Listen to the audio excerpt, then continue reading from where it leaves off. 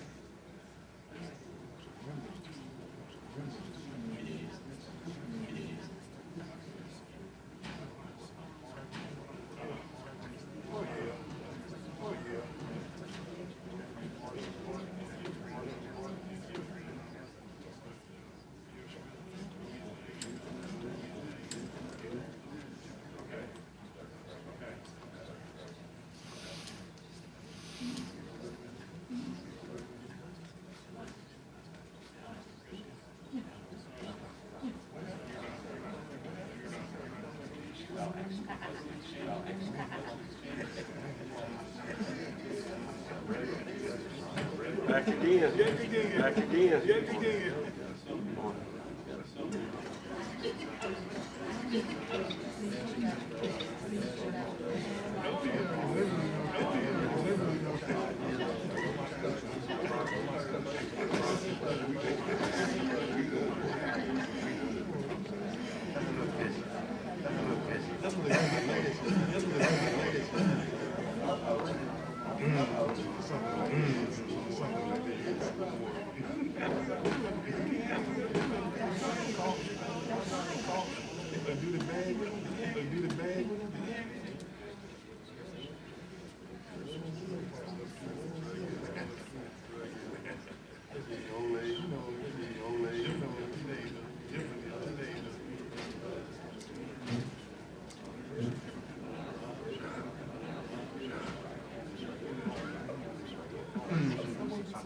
Oh yeah. Oh yeah.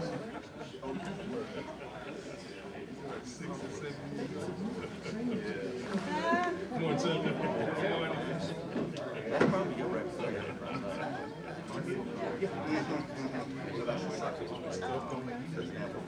Oh yeah.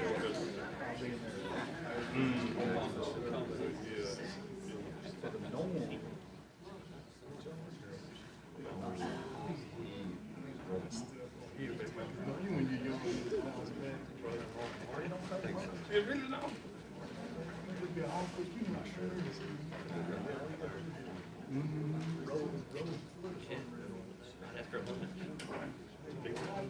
Oh yeah, we still do.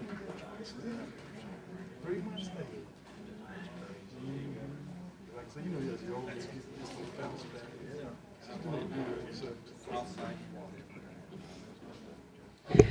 For the new members, this is a book that kind of compares the state of Alabama on the regulation of occupational. So I wanted to offer it up to loan to any of the new members that kind of want to go through it and read it. So I'd be glad to pass it down to you. Just after you get through with it, pass it back to me, and you can keep it if you need to overnight.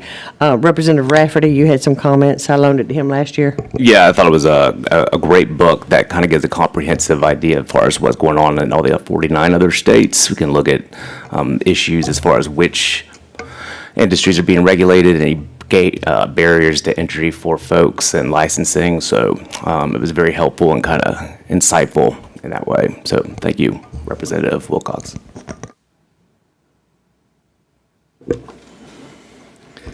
All right, it's 8:59, that's close enough. We're going to call the meeting to order and go ahead and get started this morning. To start off, we'd like to start off with prayer, so Senator Carnley, if you would. Thank you. Join me, please. Dear Heavenly Father, we come to you today. We just thank you for this time that we can gather together and handle the business of this state. God, I just pray that you would give us humble hearts and open minds to work together to make this state a better place to work and live, and give us wisdom as we make decisions. Thank you for this time together, and we ask that you would bless it in Jesus' name. Amen. Amen. This time, Representative, would you do the pledge for us, Representative Ravity?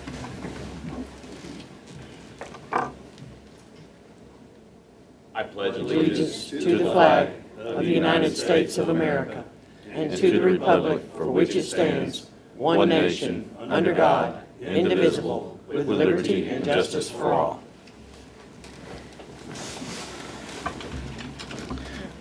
Ms. Ogden, will you please call the roll?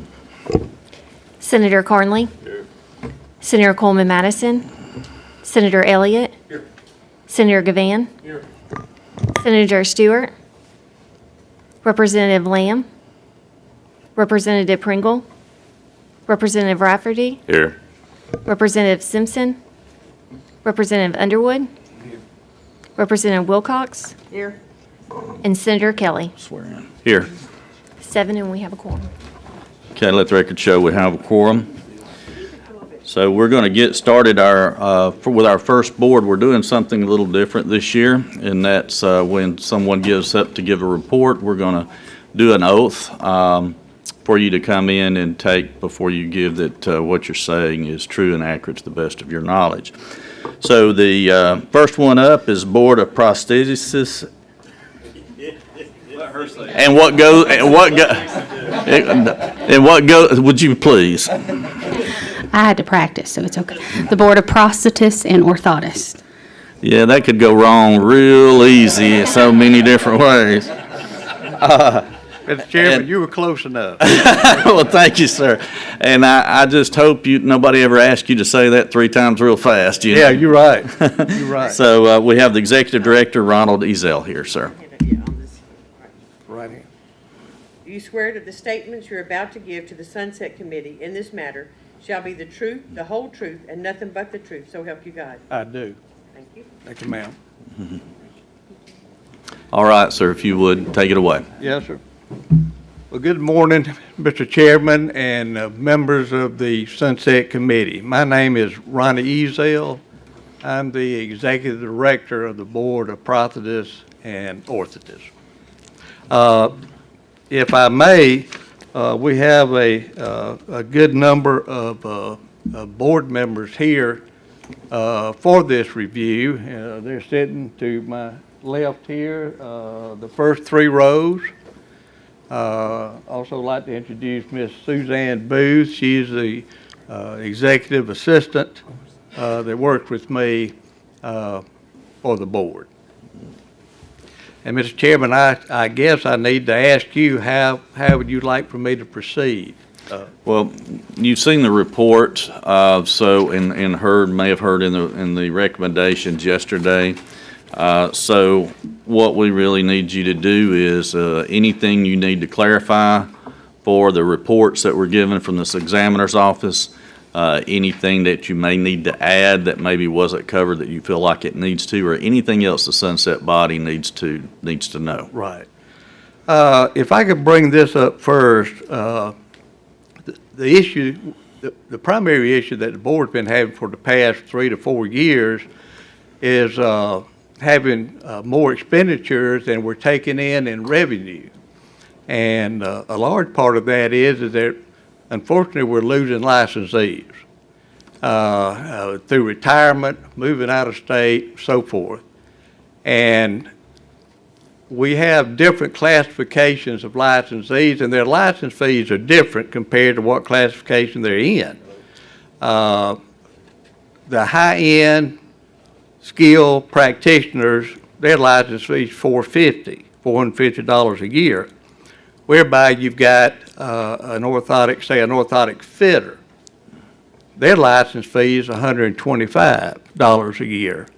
So we have lost a good bit of the high-end practitioners at $450, and many of the applications are coming into the board with $125.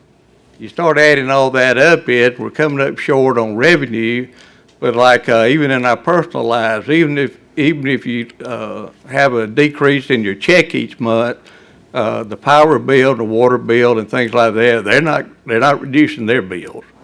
So the bills still come in. One of the primary bills for the board has been administrative services and the cost of administrative services. When the sunset met last 4 years ago, the board was just going into a new bidder. They just bid on the administrative services. Total Political Solutions was the company that had to bid prior to 4 years ago. We bid again 4 years ago. We were the lowest bidder. But during that bid, we reduced our bid from the previous by a little over $15,000 a year in administrative costs. Now, what's not in the report is for the fiscal year 2025 that we're in now. We were still losing money, having to dip in our cash reserve, even with the cut. So I recommended to the board members that rather than raising license fees, is that they cut my salary.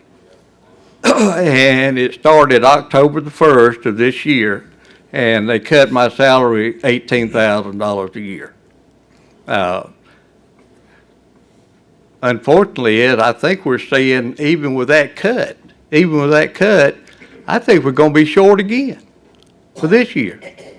So and we're having a board meeting after sunset to discuss options of what we might have to do.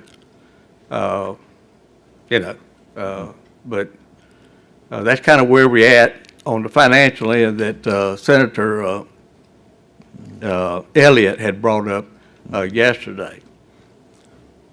Now, Representative Wilcox, if we could, you had brought up a matter about the board. There being 15 states nationwide that has licensure laws. What about the other states that don't have it? And what does that have to do with insurance reimbursement? Did I understand that right on that? May I? Yes, ma'am. Yes, sir, because I noticed that we're one of only 15 states that regulate it. And then I noticed in the feedback from your licensees, they feel like it's redundant in that they already have a national certification.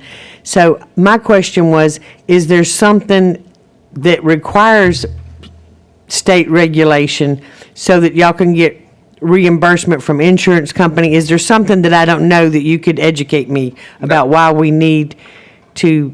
I mean, obviously, you're struggling as a board, and I'm trying to look at ways that we can deregulate in the state of Alabama, and I'm wondering, is this board a candidate for that? I certainly hope not, because, without it, who oversees the patients that's receiving orthotics and prosthetics? What does the national board do compared to what the state board does? The national board? Yes, sir, that's what it says. They're already certified by ABC and BOC. That's right. In the states that does not have licensure, I use Medicare as an example. Mm-hmm. Medicare requires that those states, those providers of prosthetics and orthotics in the unlicensed states, they must be nationally certified in their field of practice by either the American Board for Certification or the Board of Certification Accreditation. Now, for the licensing states, of course, you can certainly understand that. Medicare is looking at the fact that if you come from a licensure state, before they will issue you a Medicare provider certificate, is that you've got to show that you're licensed with Alabama, that you're a licensed practitioner. Now, maybe the concern about constituents of orthotics and prosthetics, the national boards many years ago, they had a grandfather clause where people that worked for years and years and years. They said, I want to be grandfathered in as a certified prosthetist or orthotist. And they were granted that. But come to find out, I mean, they didn't have any, college education.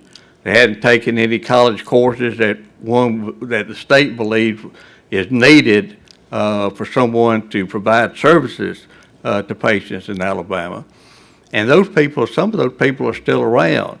So if you just say, well, if they're nationally certified, then, they'll be good with Alabama. Well, they are nationally certified, but they're not meeting the standards now for ABC or BOC. Now, those two national boards require that you have a master's degree in prosthetics and orthotics, even to sit and be able to take the examination to be nationally certified.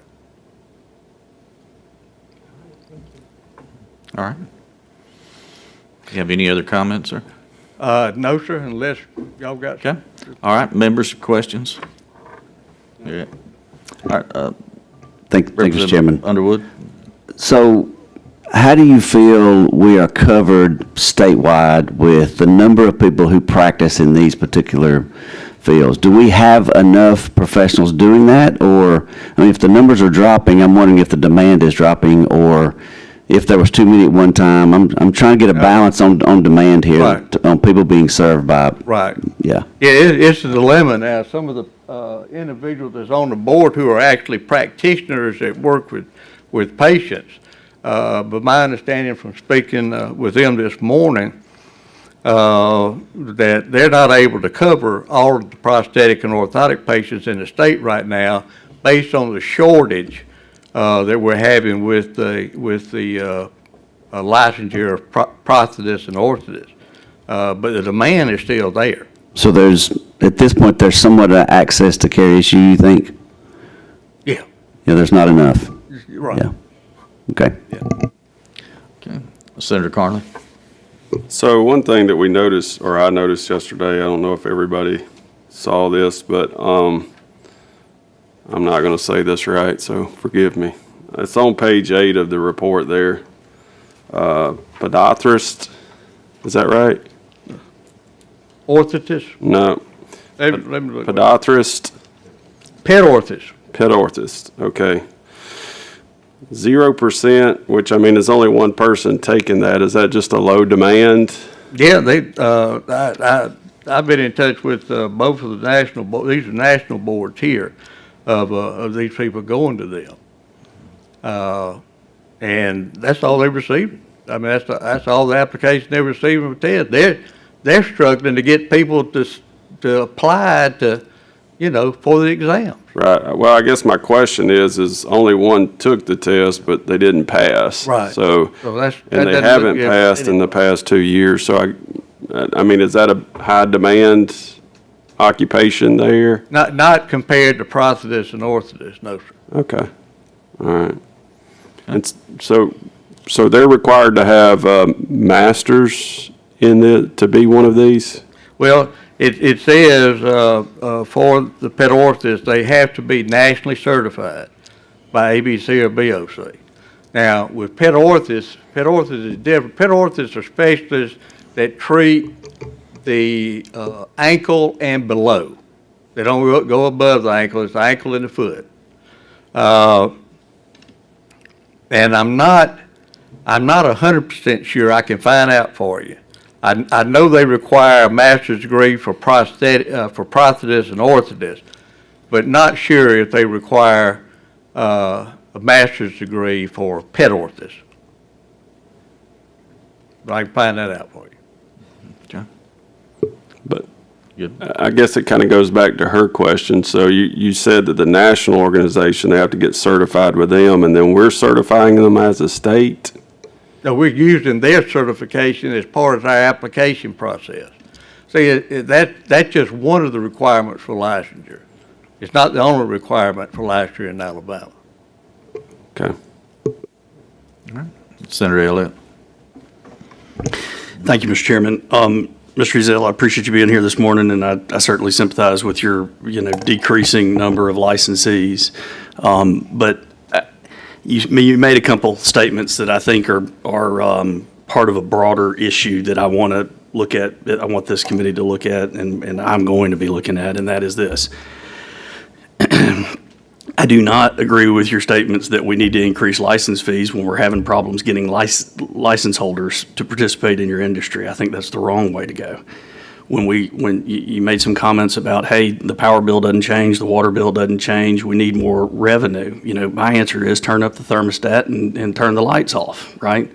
And so I'm sorry that sounds old school, but I take a very different approach at this. And that is that when we're spending the vast majority, if not all, pretty much all, and in one category, more than all, on administrative services, then we need to find a way to do this more efficiently.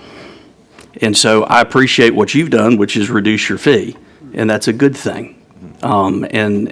But I would also submit that there wasn't the money there to cover it. There wasn't a choice, right? Right. And so I think that, members, this is one of those boards that we probably need to look at, and there are a lot of them out there where we, the legislature, have created an entity and said, hey, you're going to be a board and you're going to regulate this particular industry, but there are not enough licensees to support their own entity. And so it's time in some instances to turn the thermostat up, turn the lights off, and see if we can find some efficiencies.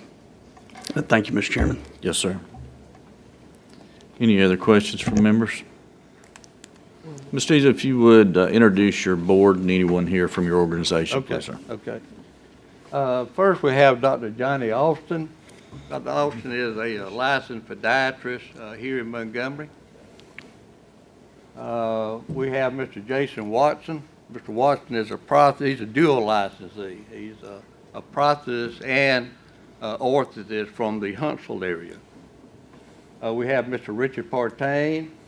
Mr. Partain is also a dual licensee as a prosthetist and orthotist from the Gaston area. We have Mr. Josh Richardson. Mr. Richardson is a licensed prosthetist, and he is from the Mobile area. And we have Mr. Brian Horton. Mr. Horton, are you both Brian? Yeah. Slipped my mind. He's a prosthetist and orthotist. And he's from the Montgomery, Birmingham area of working, and is it Chelsea? Dable. Okay. And we have two board members that are currently on the board. Mr. Antoine Burrows, he's a licensed orthotist out of Birmingham. And the reason he apologized for not being able to come today, but his grandmother is real sick, and he said she's in the hospital, and they're not sure whether she's going to pull through or not, and he felt like he needed to remain with family.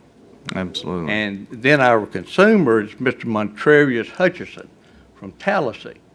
And Mr. Hutchison, unfortunately, at the last minute, yesterday afternoon, he said that a matter had come up that he's got to address, and he apologized for not being able to come today. We currently have an opening, a vacancy. That's a licensed physician, MD in the state, and we have a second vacancy, and that's for a licensee, a licensed practitioner. Okay. Representative Wilcox had another question for you. And I wanted to say thank you for the board members that were able to make it. It's a good show, and we appreciate that you care about your board and that you come. I know you're taking time away from your business to do this. For that, on behalf of the committee, I say thank you. But I also note that Dr. Johnny Austin, his term expired in 2024, according to the information that I have before me. So one of the things as the director for them would be to stay on top of that and to get nominations. So what have you done to that end? And why do we have somebody that had expired last year? And then, of course, we do have Mr. Horton, who will be expiring. Well, actually, we had two that are expired on here.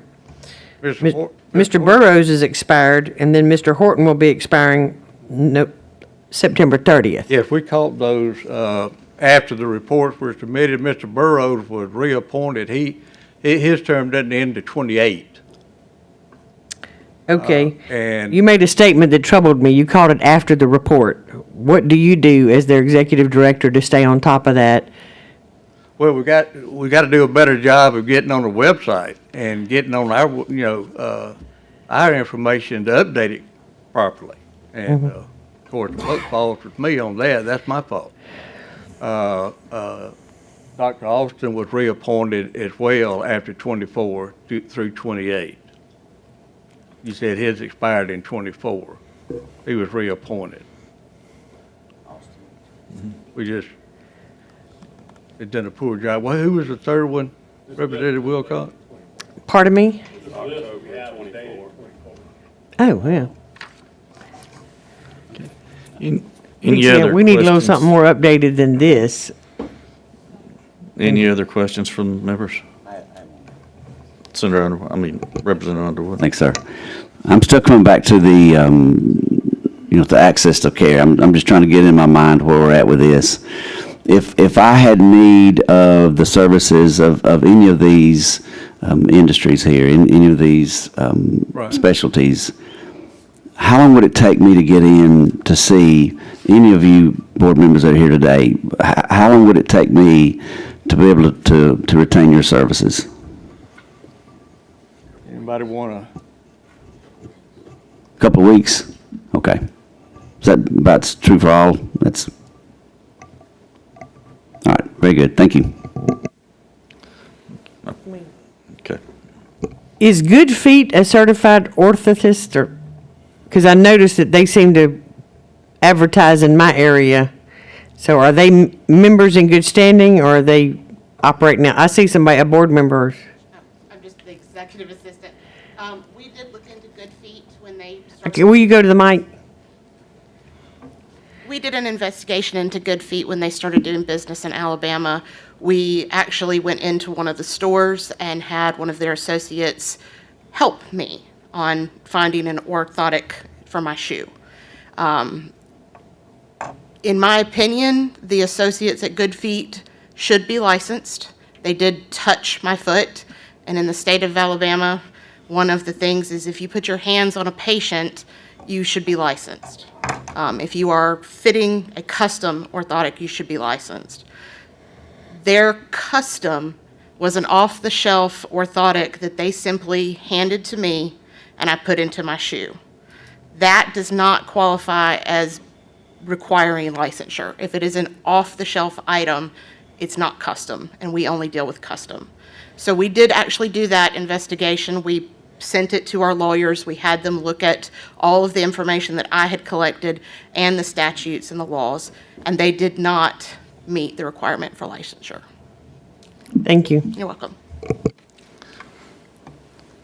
Okay, so for clarification, when Representative Wilcox was talking about your board members that had expired, they are still with us today. Their license had expired and they're not all deceased, so we're glad to have you with us today. Any other questions? Okay. Thank you, sir. We appreciate you being here. Appreciate your board members here as well. Thank you. Sir. All right, next up, we have the Sickle Cell Oversight and Regulatory Commission Executive Director Keith Warren.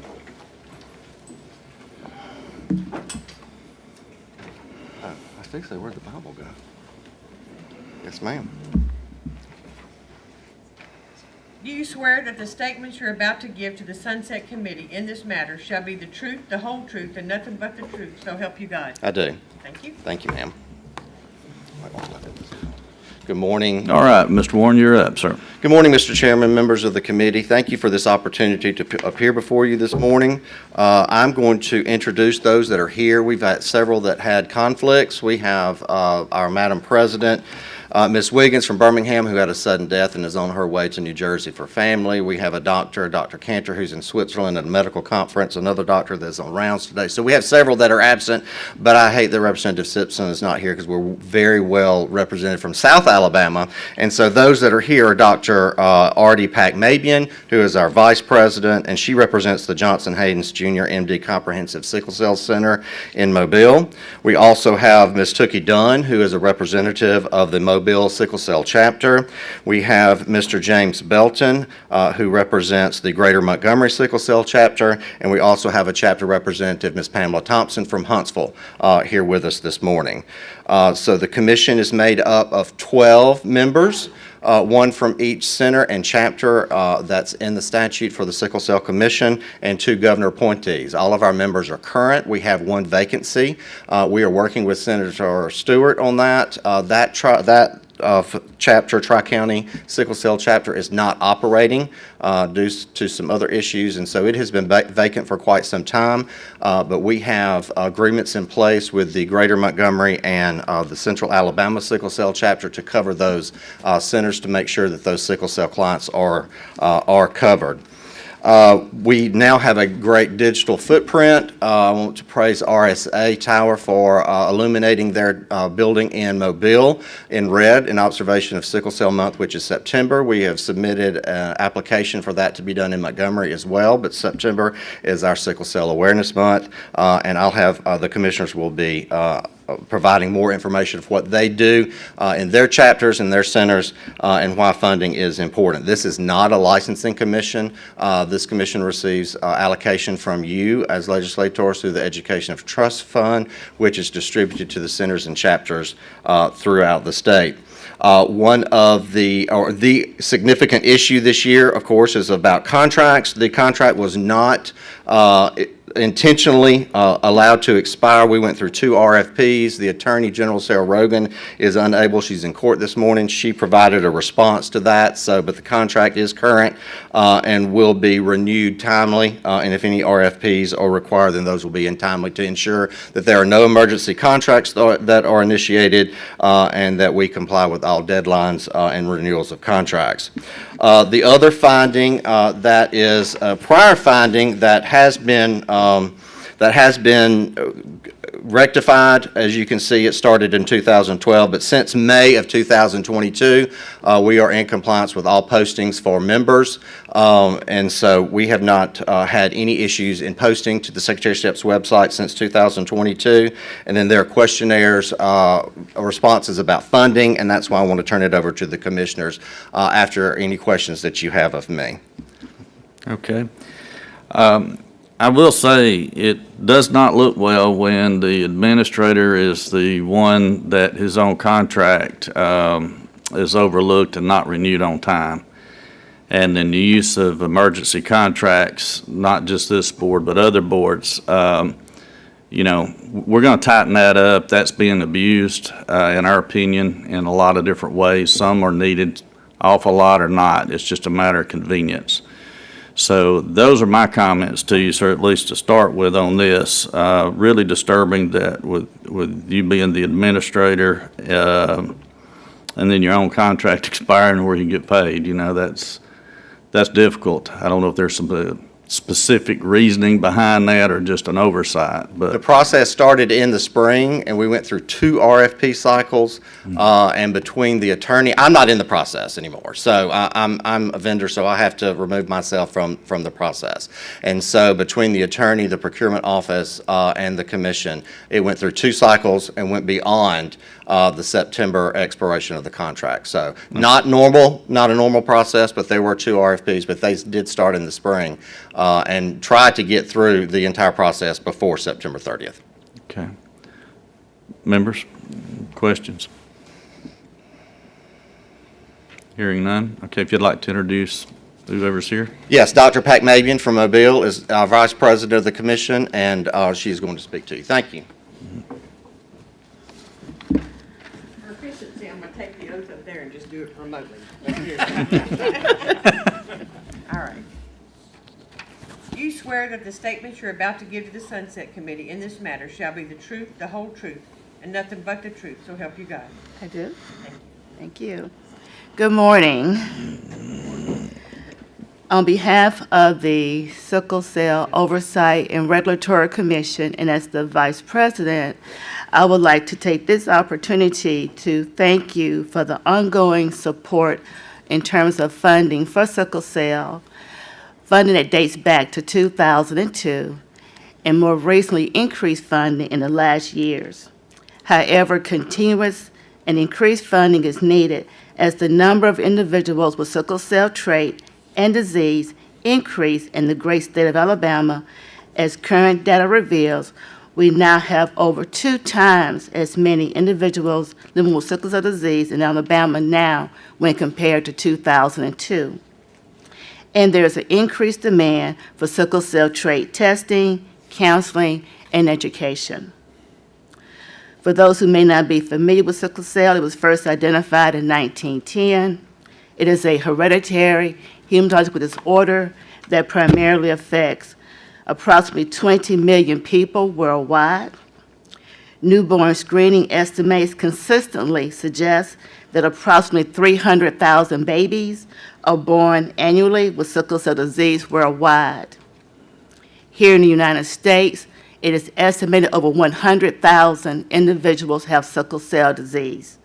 Here in the state of Alabama, back in 2002, there were 2,500 individuals. The most recent data from 2020 from the All-State Surveillance Project estimate that there are about 4,000 individuals now with sickle cell disease. So the numbers have doubled in that period of time. Each year in the state of Alabama, the Alabama Department of Public Health newborn screening program diagnoses 50 to 60 newborns with sickle cell trait. All NCAA student athletes must now provide their schools with documented results from a previous sickle cell test, or they must undergo testing during their pre-participation medical sports examination. The concern is that during intense exercise, athletes with sickle cell trait have experienced significant physical distress, collapse, or even death. This was implemented in 2010. With this increase, thus we have an increased need for funding to conduct more testing, education, and counseling, not only of the student athlete, but their parents, coaches, and trainers. In 2004, the most recent data available, there were 2,103 newborns diagnosed with sickle cell disease and sickle cell trait, as reported by the Alabama Department of Public Health and approved by the Bureau of Clinical Laboratories. This is increased compared to 2022. Of those 2,000 babies born with sickle cell trait and disease, 81% were African Americans, 12% were Caucasians, 2.4% were Hispanics, and less than 1% were Asian and biracial. The economic burden of sickle cell disease among pediatric and adult patients is substantial, with increased healthcare utilization and costs. Better treatment through increased funding could reduce the economic burden for patients as well as payers. Currently, there are 3 sickle cell centers funded in the state of Alabama: the University of South Alabama, University of Alabama, Birmingham, Children's of Alabama. The mission of the centers is to improve the lives of people affected by this disease through comprehensive, evidence-based, individualized clinical care, basic clinical research, patient education, and professional as well as community education. There are 6 community-based organizations that provide sickle cell trait testing, counseling, and education, as well as psychosocial support services. Those centers include Central Alabama, West Alabama, Greater Montgomery, Southeast Alabama, Mobile, and North Alabama. The mission of the sickle cell community-based organizations is to ensure the delivery of sickle cell services to affected persons in all counties of Alabama. The vision is to spread sickle cell awareness, education, and knowledge to every household in Alabama within the 67 counties. The centers and CBO operate under established and clearly define performance goals. Those goals include that the CBO will counsel 80% of parents of infants identified with sickle cell trait and maintain referral rates of 100% for those babies identified with sickle cell disease. The CBOs will also develop, implement, and conduct formal education forums within each of the 67 counties in the forms of health fairs, walkathon, blood drives, outreach education. Educational material and resources are also available on the Sickle Cell Oversight Commission and CBO and Center's website. The Center's clinics provide subspecialty clinical care for 100% of all babies identified on the Alabama Department of Public Health Newborn Screening Report. The centers also offer annual and implement 2 educational regional forums for both healthcare physicians, healthcare professionals, and nurses on a state, local, and regional level. All right, thank you, ma'am. I have a question for. Representative Wilcox. Yes, ma'am. Knowing that this is only growing as an issue, what interaction do y'all have with the Alabama Department of Public Health? So the Alabama Department of Public Health actually provides the newborn screening. And there is actually a member from that department that's also a part of the commission.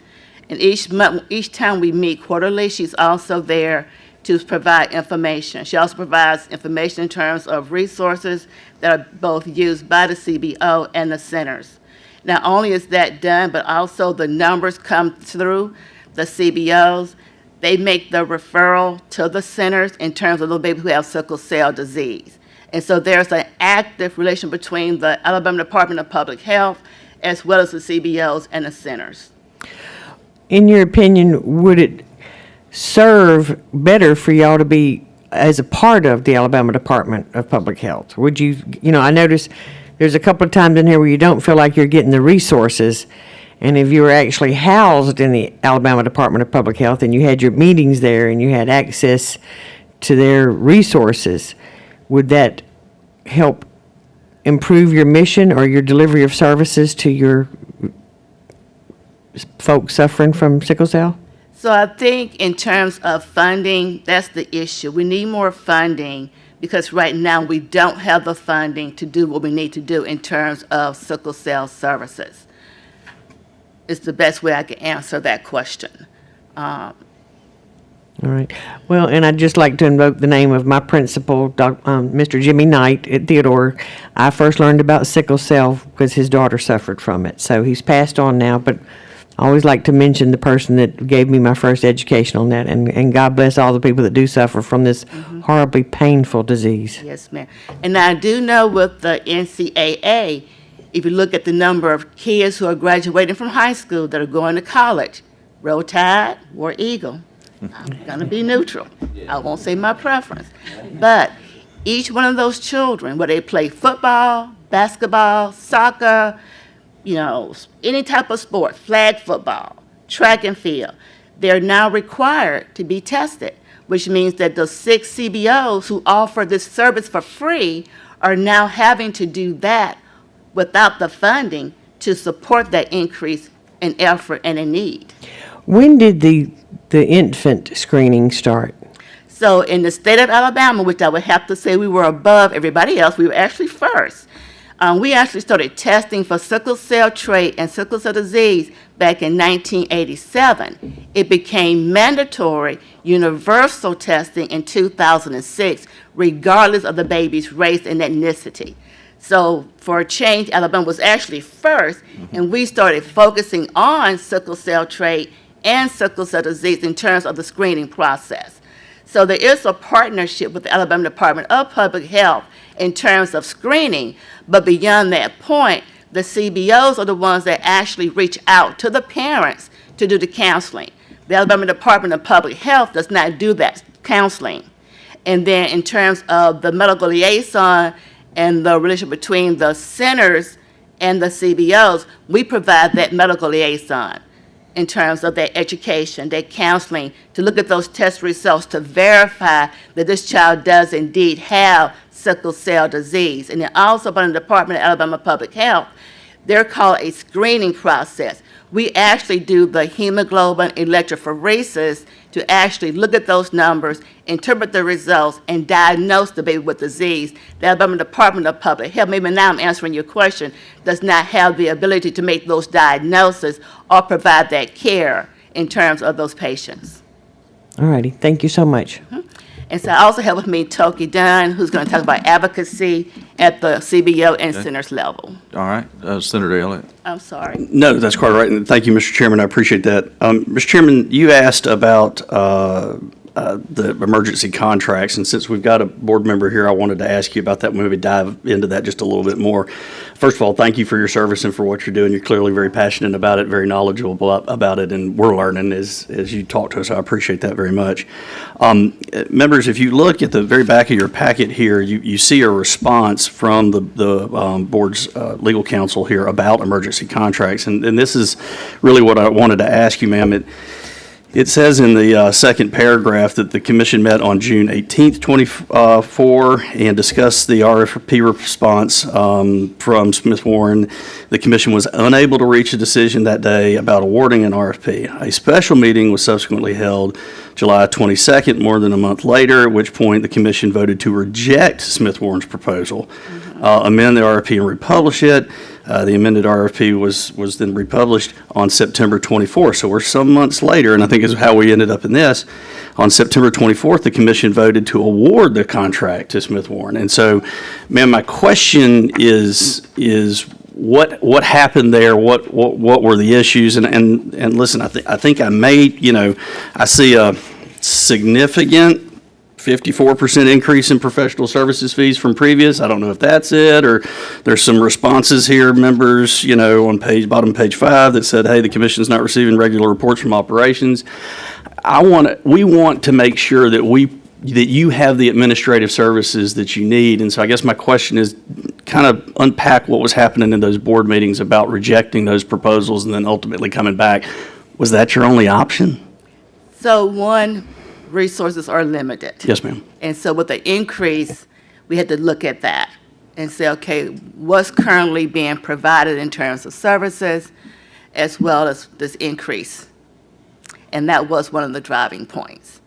The other driving point was that based on limited funding, let's look at what we have currently going on within the contract. Are we meeting those standards within the contract to say, should we just hold as we are? Is there a need to increase, or is there a need to reduce? And so with those conversations being held amongst multiple commissioners and board members, it just took a little bit longer to get to that point of saying, let's move forward. And then also to allow more individuals to respond to the RFP so that we can have and serve our sickle cell patients in Alabama, at the level that we are supposed to be serving. Mr. Chairman, we've seen in other instances where the findings were that the board wasn't really paying attention, and I would submit that this is not what's going on here, and that y'all are absolutely doing your due diligence, that you're taking your time to evaluate the value of what you're getting and looking at it critically. And so I commend you, ma'am, for doing that. Thank you, and we do take it very serious. I've been taking care of sickle cell patients as a pediatric family practice nurse practitioner, PhD prepared for almost 30 years, and I take it very serious. My dissertation was on transitioning from pediatric to adult care. We're one of the few areas in the state that provides care from both pediatrics and adult without loss in care. All right. Any other questions or comments from members? Okay. Thank you, ma'am. Mr. Warren, do you have anything further? Ms. Dunn would like to share for a few minutes. And just what we did is we retained this monthly amount to the same. So there was no increase in fees, which I had projected or proposed, but we maintained the monthly amount that's been historical since I started in 2012. So that was the outcome of all of those meetings. Okay, we've got a lot more to get to, so if there's anything new, then bring that forward. If there's not, That's fine. They just wanted to continue to share about what they do with advocacy, but I'm time sensitive, so I understand. So. Okay, well, thank you, ma'am. Thank you all very much. Thank you, sir. All right, next up is Construction Recruitment Institute, Mr. Jason Phelps.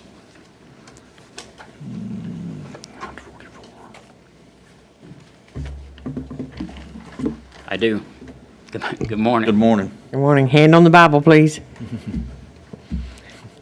And then you raise your right hand, left hand on the Bible. Do you swear that the statements you're about to give to the Sunset Committee in this matter shall be the truth, the whole truth, and nothing but the truth, so help you God? I do. Thank you. Good morning. Thank you for this opportunity to speak with you today. My name is Jason Phelps. I am the Executive Director of the Alabama Construction Recruitment Institute. With me today, I have two of our staff members, Allison Ogos, who is our Assistant Director, and Sandra Berry, who is our Office Manager. And unfortunately, we have board members that were in process of coming here today, but just got notice that they're not going to be able to arrive in time for this session. So I'm not flying completely solo, but our board members did get called back to Birmingham, or the one that was going to attend. I know from speaking on behalf of the board, they certainly are proud of the organization, what they've accomplished, and what they've been able to do with the legislature. You know, we are not a licensure board, but we were born out of a unique public and private partnership in the sense that commercial industrial construction has had workforce issues, and as they identified those issues, they also identified programs and ideas that they wanted to use to address those issues, and then they went a step further and identified a way to fund those programs, and they brought all of that to you all as the legislature back in 2009, 2010, to establish our organization. So the idea that they have noted their problems, come up with some solutions or process for solutions, funding sources, and then have partnered with the state to provide that oversight and revenue collection mechanism that would be fair and unbiased. Since our inception, we've had a lot of significant progress. You know, as far as messaging to young people and others about the opportunities in the construction industry and the commercial industrial construction industry, helping them learn about where those opportunities are, how to connect to them. Just the last couple of years, we have started to transition more from just messaging to those hands-on types of resources that are available to adults and making that connection to put them into the actual job place around the state of Alabama for the contractors that are there.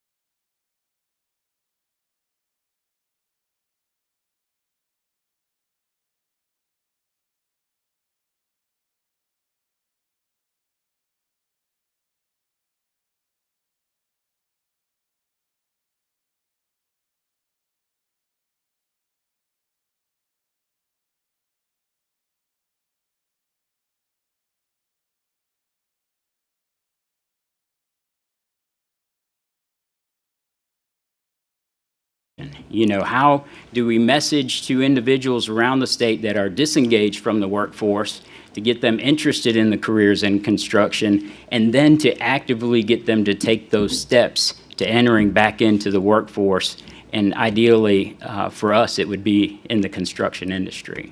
So that's what we're looking at going forward. Our board has just completed some significant strategic planning of things that we will be implementing this next year, and then moving forward, and increased resources when it comes to job placement, enhanced you know, job board capabilities that we've added in the last year, and then also on the marketing side, more special projects, smaller projects that will move into really communicating that message and the call to action with different groups around the state. And that's, you know, again, lesson learned, you can have a broad-based messaging plan, but to get people to move into action, sometimes you have to do things a little bit differently, and you have to connect with them where they are, especially when we're talking about a group of individuals that have been disengaged from the workforce and asking them to come back to the workforce. And I know a question about our retained earnings has come up before. And this is something, if you look at the chart of accounts they listed here, you can see we were increasing our expenditures, but the way our program is funded, it is based off of a fee on the number of people that are working in the state of Alabama below the working foreman level. So, in trying to calculate those projections, sometimes it's a little bit tricky knowing exactly what numbers you would have coming in. So as we're increasing our expenditures, if we hit that fourth quarter and it's a higher collection than what we were anticipating, that adds to our increased retainage the last couple of years. Now, with the board's new strategic plan and issuing some of these new special projects, that is a way that they're planning on addressing that so that we can start that number to come back down again.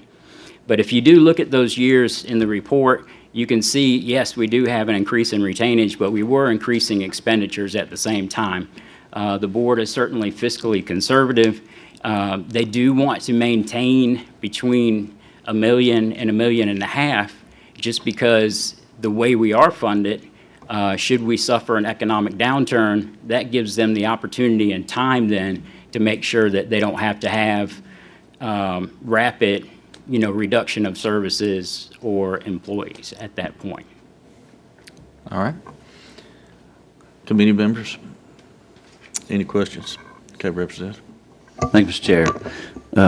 For ignorant learning purposes on my part, the consulting under professional services, can you tell me what that is? It varied from $1,097,000, and then in the last 23-24 was $989,000. I'm sure you've probably addressed that already, but I just wanted to hear it again. Yes, sir. So a large core of what we do is marketing. Right. So that goes through our professional services contract.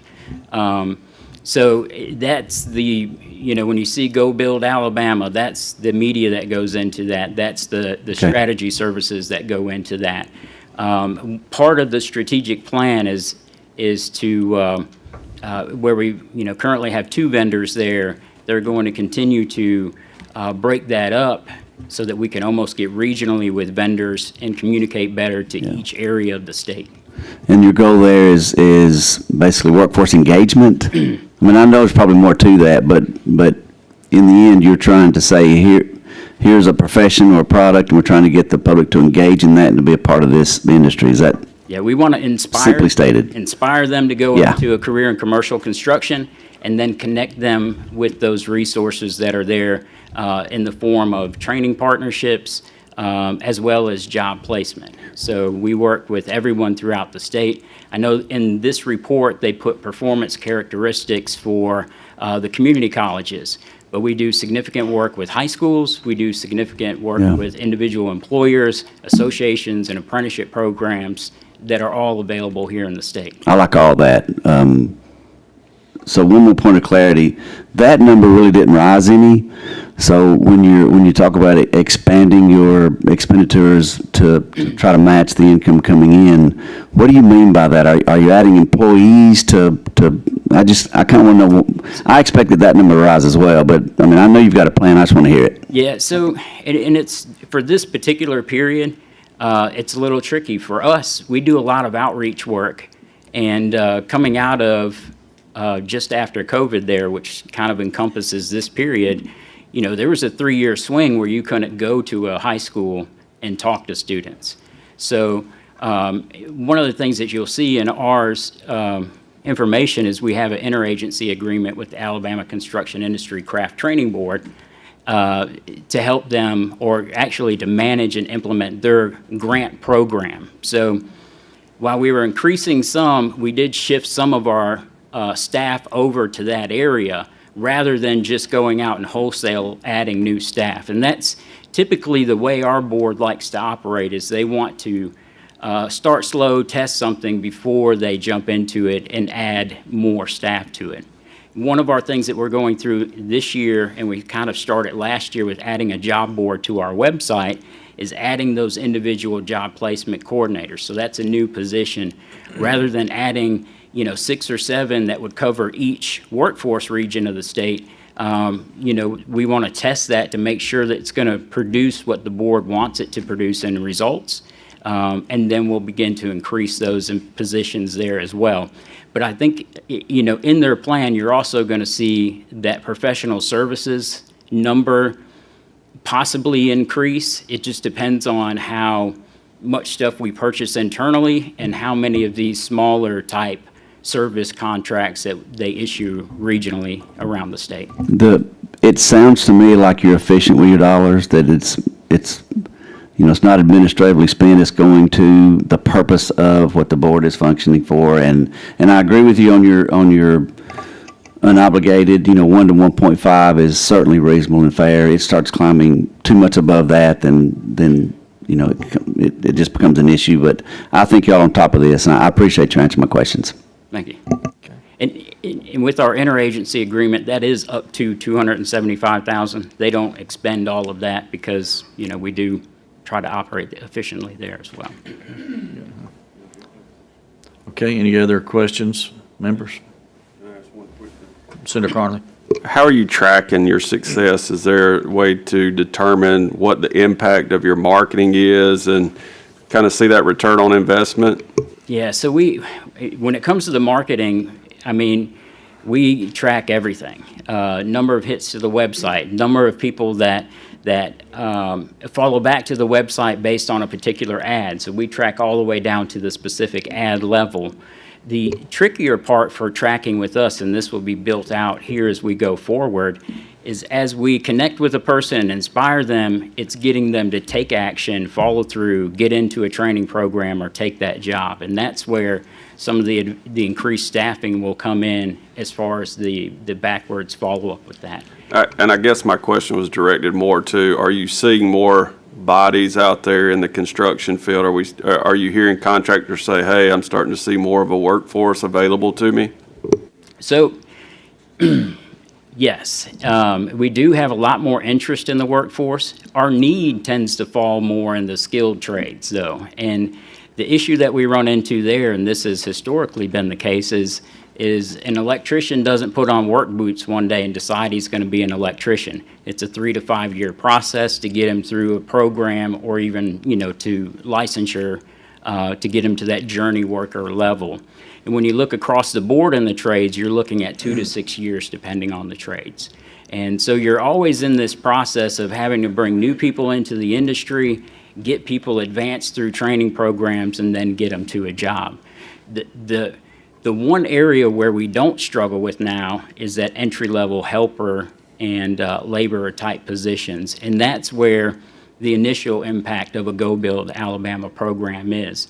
And then by partnering with, through our interagency agreement, the CICT board, we've been able to expand the supplemental training resources for commercial construction around the state, which is creating new opportunities for training. So again, it goes back to building that, not just the workforce today, but looking down the road to make sure that our state contractors will have labor to pull on. But even at that, there is the challenge of, we're not a confined economy. As people get trained and certified, they can move out of the state. We have some amazing contractors here that travel the world and build at, first world standards in third world countries, and they're taking people right here from Alabama to do that. Any other member question? Okay. Thank you, sir. Thank you very much. The Board of Registration of Foresters is next. Ms. Horn?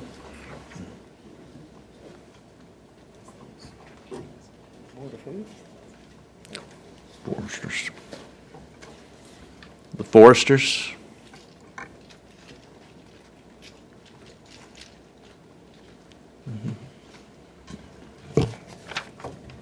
Hello, good morning.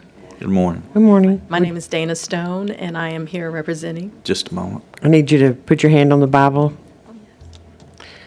Left hand on the Bible, right hand raised. Do you swear that the statements you're about to give to the Sunset Committee in this matter shall be the truth, the whole truth, and nothing but the truth, so help you God? I do. Thank you. Thank you, Ms. Warren. Please continue. Yes, well, actually, Nicole Horn is our administrative manager, and Okay. I'm here speaking in behalf of the Board of Registration for Foresters. Okay, welcome. Continue, please. Thank you. This is my first time present in front of the board, so I appreciate any guidance and suggestions that you may have, and it would be most appreciated. Recently, our board had an examination of our operations, and the report was prepared by the Sunset Committee, and there were a few issues that were discussed and listed in the report. And I didn't know if you would like to discuss some of the issues. Yes, ma'am. I think with what the examiner's report was, if you have any comments on that or their findings, that would be very helpful. If you don't and you're good with that, that's fine. But if you would like to give any further information on the examiner's report or their findings. I know that there were a few responses to some of the issues. I know one in particular was pertaining to the deposit of the checks and funds that money that we received, and that was discussed where we will definitely correct that by submitting those checks into the bank on a weekly basis as opposed to holding them for several days or for several weeks, as that was mentioned in the report. Okay. Members, do you have any questions? All right. Would you introduce who's here with you, please? Oh, yes, I may need some help here. We have our Olivia Martin, Nicole Horn, Mr. Chris Howell, Mr. Steve Harrington, Miss Ashley Smith, Mr. McDonald, and I'm sorry, and Mr. Robertson. Michael Delaney, I'm sorry, Michael Delaney, and Mr. Whit Robertson. Well, you've got a good group with you, and we certainly appreciate you coming down today, and we appreciate the work you do. And we're going to make this real simple with you with no questions from the members here. Ma'am, that's all we need from you this morning, so we thank you. Well, thank you for having us. Thank you. Yes, ma'am. Y'all have a great day.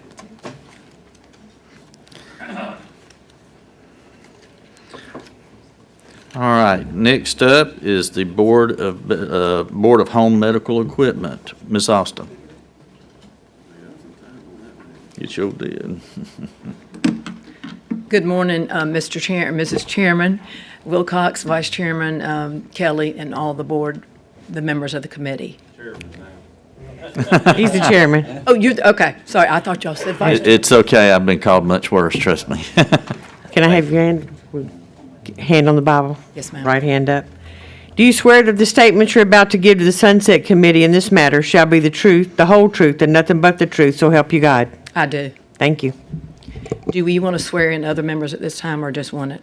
When they come up. Yeah, that's fine. Okay.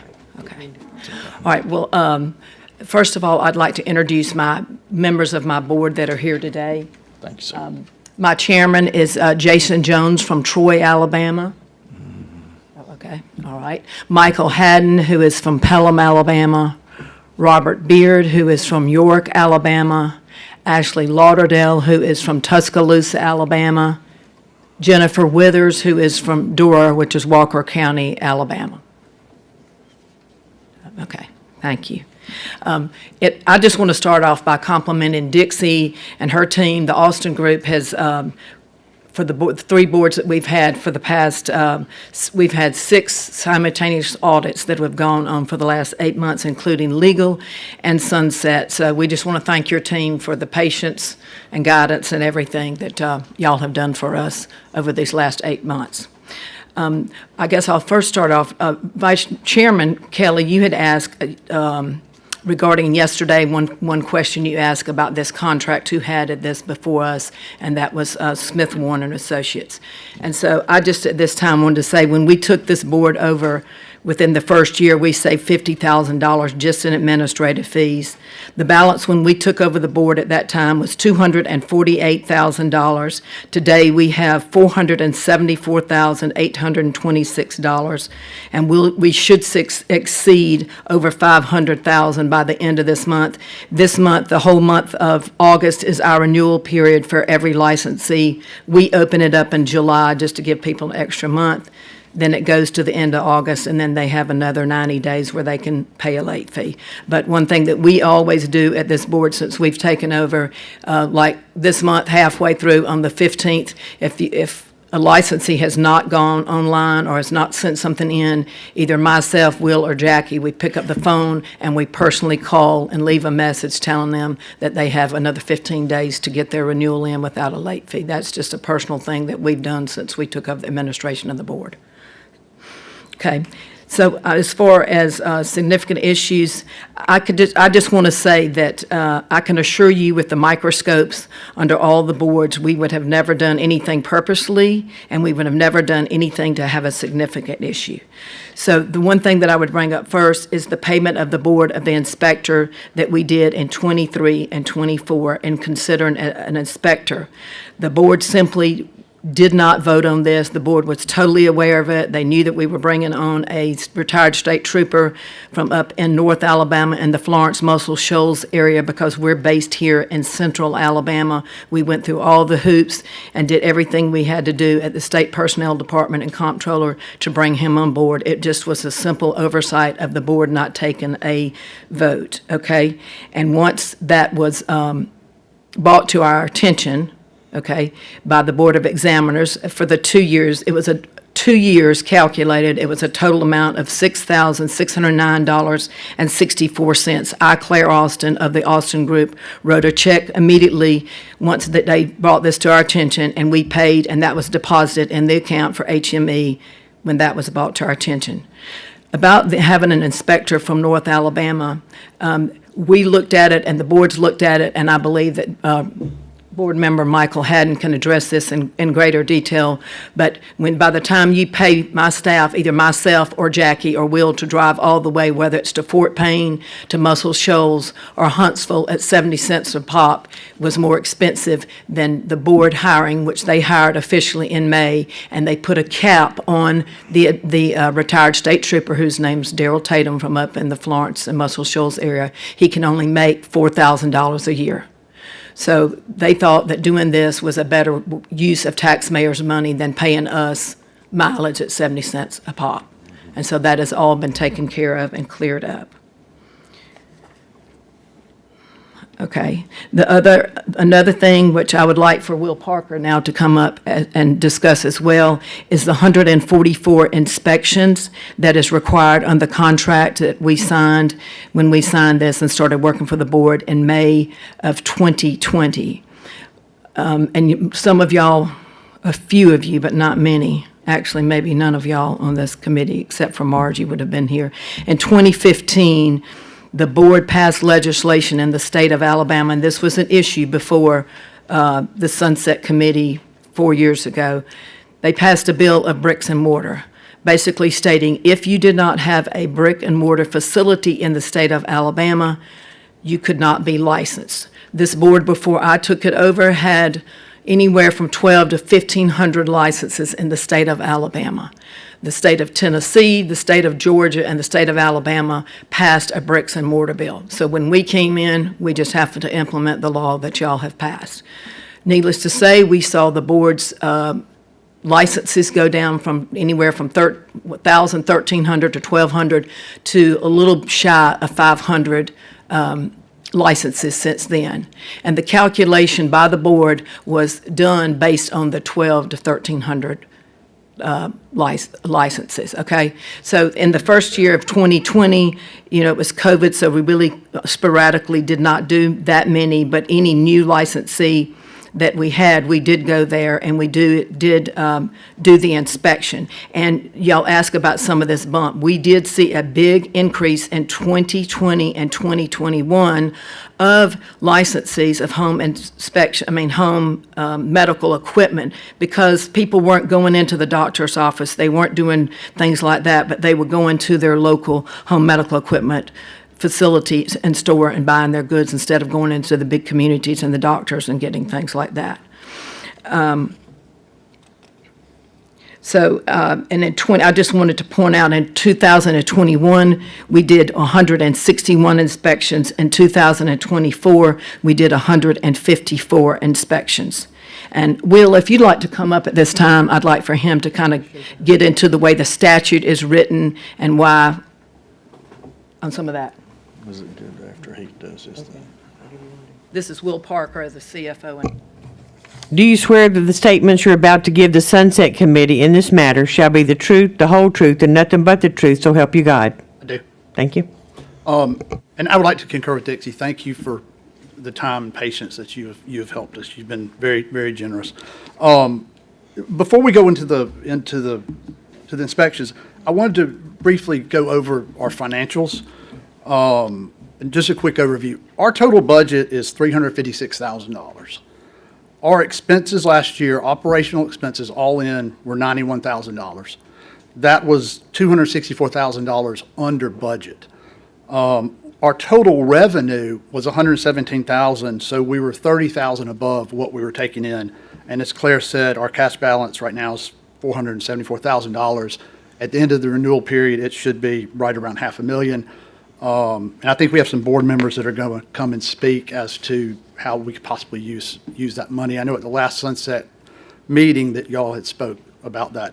One of the issues that we did find was, as Claire said, when the original contract was written, the inspection rate was about 8%. Now it's over 31%. And quite frankly, we should have, in the last contract, we should have adjusted that, but it was overlooked on our part, and it wasn't done. The legal counsel's part. Yeah, but one of the other issues is the statute reads that the board may inspect all license applications to determine compliance with regarding to the prior issue of a license. So that would be when they bring us a license, we do the inspection. Part G is the board may conduct random inspections upon application for renewal for cause and is necessary to ensure the integrity and effectiveness of the licensing process. So there was an issue and a question that was regarding the interpretation of the statute for the random inspections throughout the year, since the statute written applies to prior issues of license, renewal of license for cause when we have a complaint, and it's necessary for the integrity and effectiveness of the licensing process. So the licensing process up until they're approved. There was some talk that this could cause some liability for the board, because if we were to go out and do a random inspection and find somebody that was out of compliance and shut down, and there was no cause or probable cause, there could be some liability to the board. So that was another issue that we took in consideration. So I think, do we want to have the chair come up and? Mr. Jones. I tell you, before we move forward, let's get any questions we have right at this point. Just 1 second, please. So Representative Wilcox. My question was about the board appointments. I know that you were sending me some text last night. I like to only talk on the record when we're in the middle of this sunset hearing process. So you took exception to the remarks yesterday about the expiration. So could you give me the rest of the story, as Paul Harvey would say? That is correct, and that was the next thing on my list. As far as As a matter of fact, as of the 15th of this month, we had, the governor's office did appoint a consumer individual out of Birmingham, and his name is Mr. Philip Keybine out of Birmingham, and he's a consumer. And this is what I wanted the whole board to know, the whole Sunset Committee to know. Most of these people are severely handicapped or disabled, and that has been a serious problem with this board. The former woman that was on the board, her sitter finally called and said, "Miss Claire, I can't put her on a conference call or a Zoom anymore." The governor's office was totally aware of that. We have to go through the Office of Disabilities to get someone. They finally came through with 3 names. It's set in the governor's office for a while because, as y'all know, when y'all are in session, they're extremely busy, and we did get an authorized appointment by August the 15th from the governor. Then the other one is a gentleman named Henry Fulgham with SAD Healthcare out of Mobile. He was nominated to take the place of Don Jones. There was Don Jones and Lisa Wells, that both of their terms expired, which that would dovetail me into the point that in 2009, this board particularly arbitrarily made a rule and voted on it with their legal counsel back in 2009 to expand this board by 2 members, which they did not have the statutory authority. They had no ability to do this. Only y'all do in the legislative process. For some reason, this has never been caught, never been brought to the attention of the auditor's office until this year. And so when we found this out, we met with our legal counsel, and we had a board meeting in Birmingham, in Hoover, and we voted to rescind any votes that were ever made by this board since 2009 to have only 9 members. Because when Lisa Wells' time to roll off and now Don Jones, both of them rolled off, and only one industry person will replace them, okay? And then, like I said, they had also appointed without statute 2 consumers, and in the statute, it only says for 1 consumer, okay? So that's where that mix-up was with that. Jason Jones, Robert Beard, and Mr. Michael Haddon. Mr. Michael Haddon was filling an expired term by Chris Sales, and the governor appointed him in 2023, and it only was for a year. They have known since early 2025 that we need reappointments. I've been in touch with Mason Bass since March of 25 that we need update letters for these individuals. And they have promised that they will have those to us by the end of this week. So our hands are tied as far as that goes when the appointments office. I've got all the emails which they are aware of. Okay, Representative Underwood. I wanted to ask a question about the inspections again. I've got my numbers right. I've kind of moved off that screen. There's like 400 roughly licensees today, is that right? Yes, sir. And so when the board decided on, or we'll just say on your contract, that your contract would include 144 inspections, I mean, does that mean we're basically going to expect a quarter of our licensees every year? It's actually 36%. Yeah. And that if you take that universe and looking at other precedents with other boards, that is an extremely high number. So basically, it means every facility would be inspected about every 3 years. So yes, that is an issue. And again, that was left over from the original contract that was 1,200 boards, right, which was 8%, which was perfectly fine. And I don't want to meddle in the business. That just seemed like a lot to me, and it's the board's call to make, but I just felt like that might be, I don't know, that just it is a high got my number. attention.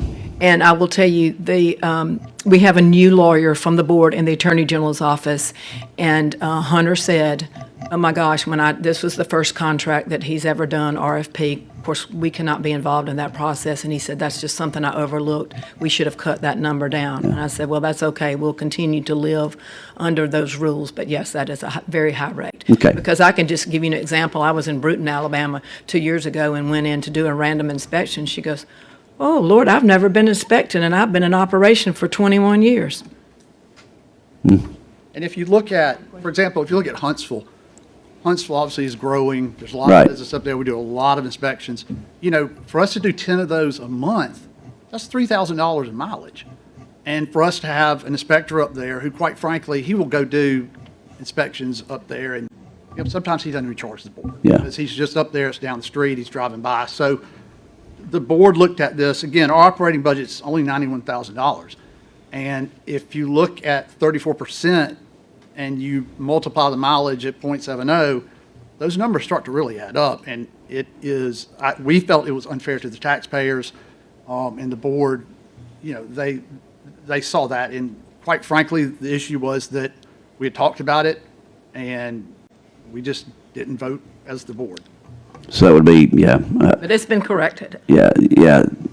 The balancing act is, we want to make sure there's enough inspections, to protect the public. That's the board's responsibility. But at the same time, we don't want to be, somewhat abusive in nature to the businesses that are there. So it's kind of a balancing act, and that's why I wanted to ask about it. It just seemed like a high number. So thank you for your explanation. Yes, sir. Representative Wilcox. Can you just hit the highlights? Safety, cleanliness, what is the inspection? I just got to know. I don't know why. Okay, sure. First thing is you have to have a city license or a county license. You have to have your certificate of insurance on the wall. You have to have your name, your hours, a contact number. If you store equipment there in their facility, it has to be in a clean, dry, air-conditioned place. Thank you. Okay, any other members at this time? Okay, Ms. Austin, if there's anyone that wants to share something in addition, don't need to rehash what we've already heard. Yeah, I just would like for our chairman to talk about the extra money in an education outreach program that we've started for the board. Yes, ma'am.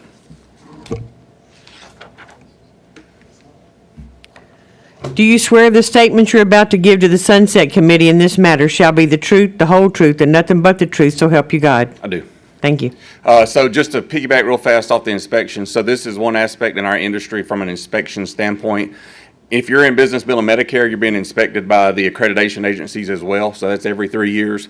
Alabama Board of Pharmacy, which is biannually, I believe, as well as this. So from an inspection standpoint, we're being checked up on pretty regularly from an industry standpoint. So that number coming down would make sense. From a fund standpoint, I've been on this board since 2018. Our previous administrator cost us a little bit more than what we're spending now. So this is the first time I've been involved that we've actually had a surplus. So last year, we began talking as a board a way to spend that money wisely and the right way. And so in the fall, we have a education outreach campaign coming along during Medicare open enrollment. So for my parents, your parents, they're in the season now where they're having to choose healthcare. Choose the right insurance. If you ask anyone in our industry, the number one problem that we're dealing with every day, it's these insurance agencies, the Medicare Advantage plans. So our problem it affects us, obviously. It affects our patients, which is our state friends, right?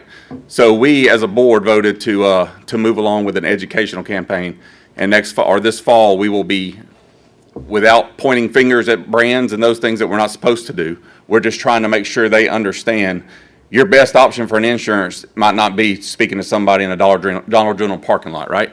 So you're signing up for stuff, you're signing your life away in a parking lot of your drugstore and Dollar General because somebody's sweet and telling you all the things you want to hear. So we're going to do our part with our excess funds to try to educate the state of Alabama. So this is the first time we've had excess funds to do that, so. All right. I think we've got a question. Senator Carter. Yeah, this is a constituent. I want to brag on him. He's been very helpful. I know that we're talking about boards, but he's been very helpful through the Medicaid process, but he's a strong advocate for the industry, and glad he's there in that position. Appreciate what you guys do. Thank you, sir. Did he help you through your recent rehabilitation? Thankfully, I didn't have to have any, so just a walker. Glad to turn it back in. All right. Thank you. Any other questions for Ms. Austin or anyone else related to this board? Here, seeing none. Thank you, Ms. Austin. Thank you for your people that have come today. Thank you. Appreciate your time. All right.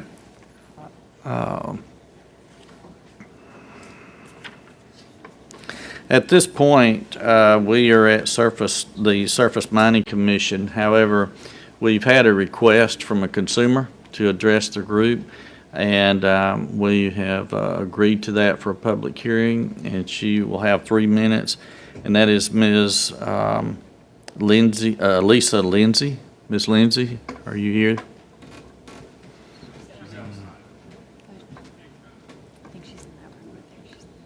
Okay, my understanding, I think I hear someone say she's in the room next door. I'm assuming someone's getting her? Okay.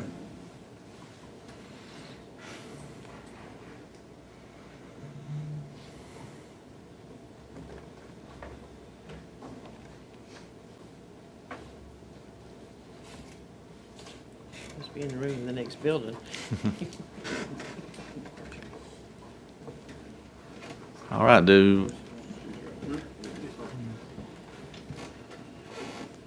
right, has Ms. Lindsay made it in? Okay. If you would come on up and place your hand on the Bible.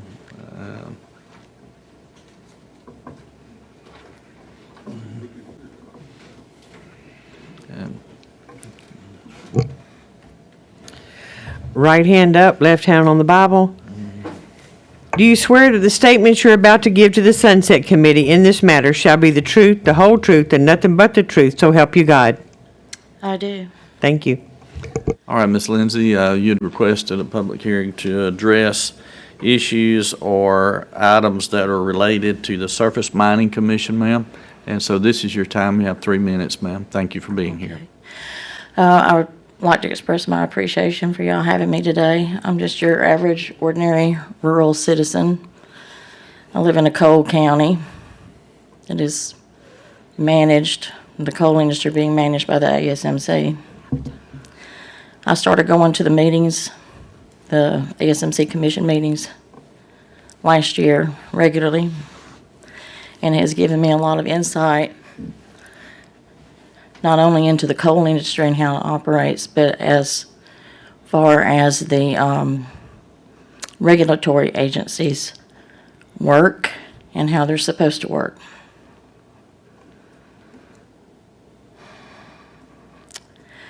During my time communicating back and forth with the ASMC, I see that the agency is a very, very small commission agency who has the responsibility of protecting the public and the environment from any detrimental effects of the coal mining industry, which contributes about $2 billion a year to the state. They don't have enough funds for that, whether it comes from the federal government or the state government. There's not enough funds for them to be able to do their jobs adequately. There's not enough personnel. They are scrambling. Every time I go up there, call there, email, they scramble to get the information that I am in search of. Sometimes they don't know the answer. And sometimes there seems to be a disconnect in that they don't seem to realize just what exactly their mission is. Their mission is on the first page of their website.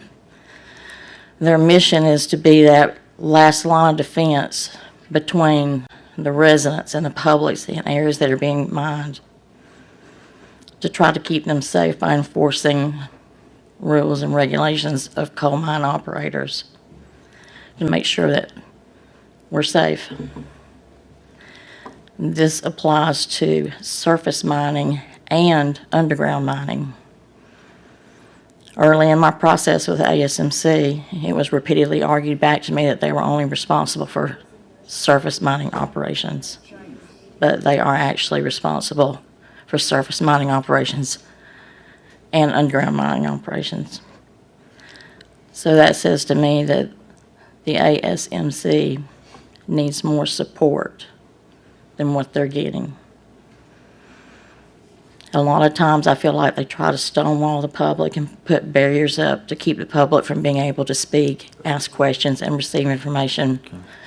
And I don't know if it's intentional, or they don't know, or they don't have the time to find out the information I need to know. Okay. Did you complete your thought, ma'am? I have. Oh, okay.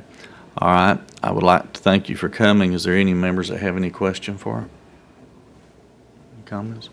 Okay, I know you took time out of your day to drive all the way down here to spend your time with us and share your thoughts, and we thank you for doing that, ma'am. Yeah, I appreciate y'all having me. This is what it's all about.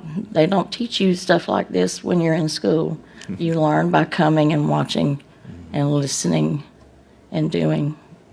And I'll do my best to educate whoever I can about the process, to not be afraid to step up and ask questions and ask to speak. Yes, ma'am. Thank you for being here. Thank you. All right. Now, we're to the Surface Mining Commission, Executive Director Kathy Love. So, Ms. Love, if you would come up, please.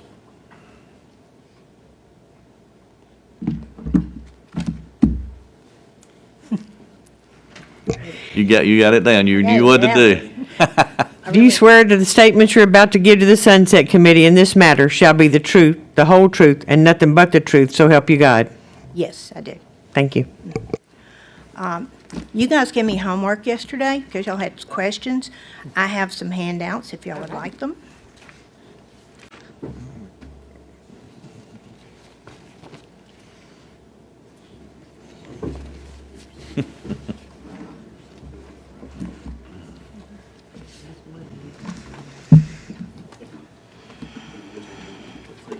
Thank you.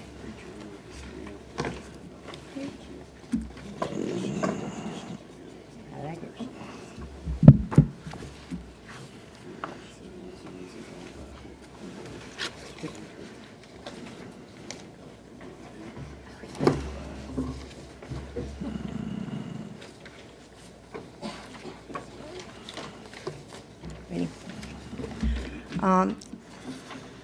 I'm Kathy Love. I'm the director of the Alabama Surface Mining Commission. I was appointed in February of 2019, about the same time as Ms. Riddle got appointed. So anyway, it was an honor to be asked to come and be the director for the Alabama Surface Mining Commission. It was also a pleasure, and I hope y'all understand this, a pleasure to work with the Public Examiner's Office. My career prior to this was operational auditing and fraud audits, and also concentrating on coal mines. So when I came out of school, my first job was in public accounting, and the day that I hit the office, they handed me a plane ticket, and it was to Mobile, to the Mobile docks down there. And from that point forward, I was on coal mines. Our firm did a lot of coal mine auditing. So anyway, that was the start of my career. 34 years in that. I have my CPA and my MBA, not to be patting myself on the back. But when I got to the ASMC, this experience and my education, as well as the excellent staff that was there, has allowed us to work and direct and kind of redirect the ASMC. So, but it was a pleasure working with them because I understood the audit process, and especially Ms. McClure back there. It's a multi-piece puzzle, and she understood every puzzle piece as well as the overall picture. So it was a good experience, both for the legal and the subcommittee committee. Today, I have with us our honorable commissioners. So if y'all would stand when I call your name. We got Chairman, Mr. Ed White. Co-chair, Mr. Jim Jeter. Mr. Steve Newton. Mr. William Sullivan. Mr. Bobby Humphrey. Ms. Deidre Tatum, as well as Mitchell Mattia, were unable to attend. We also have our Assistant AG, Mr. Sean Sibley, and then our excellent staff, Ms. Sabrina King, who's our financial guru. She makes sure that we get our grant money. Mr. Mike Jones, he's the Director of Inspection and Enforcement. Mr. Stephen Miles, he is Director of Engineering and Environmental. and Mr. Brandon Hamilton, who is responsible for the reclamation of the forfeited mine sites. So this is the team, the commissioners and the employees, as well as the ones that are still in Jasper, that make our agency so productive. So you met Ms. Lindsay. We also have in attendance here ABC, I think it's ABC, one of the news groups. And Mr. Hedgepeth is here from Inside Climate.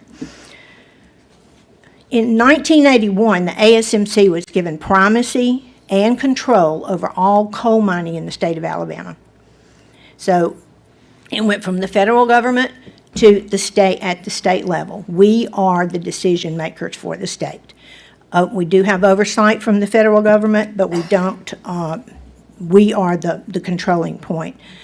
Our overall mission, is to make sure that there is safe and reasonable reclamation of all lands that are disturbed by surface mining, as well as the surface mining effects on the ground of underground mining. We are not responsible in any way for what happens beneath the surface. We are responsible for reclaiming anything above the surface. So we are in a position to preserve the vast coal resources the state of Alabama has, to protect and promote the health and safety of the public from the coal mining, to protect the physical property and maximum employment and the economic and industrial well-being of the state. That is what's in our code. The ASMC regulates all the coal mines through a very stringent licensing and permitting process. You cannot get a license to mine coal in the state of Alabama if you have any black marks, meaning there's a national database, and if your name is in that database, you have been blacklisted and you cannot get on the get a license unless you clear up whatever puts you on that list.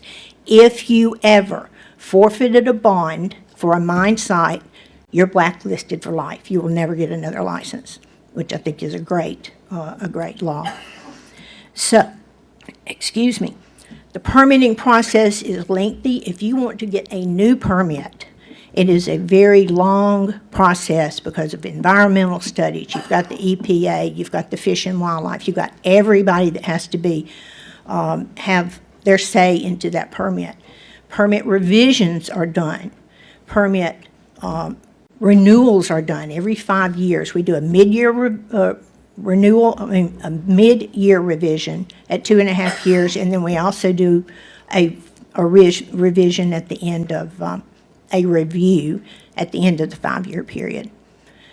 So once again, if they are in a position to where they have gotten violations, they haven't abated them, they haven't paid any of their fines, their permit does not get renewed.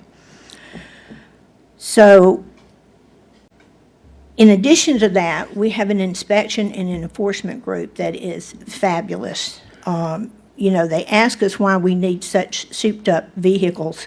Well, they're not really souped up, they're just ready to go into. I actually went out to the barge load out the other day, and I thought, oh my gosh, if we're driving down that hill, I'm so glad we've got four-wheel drive.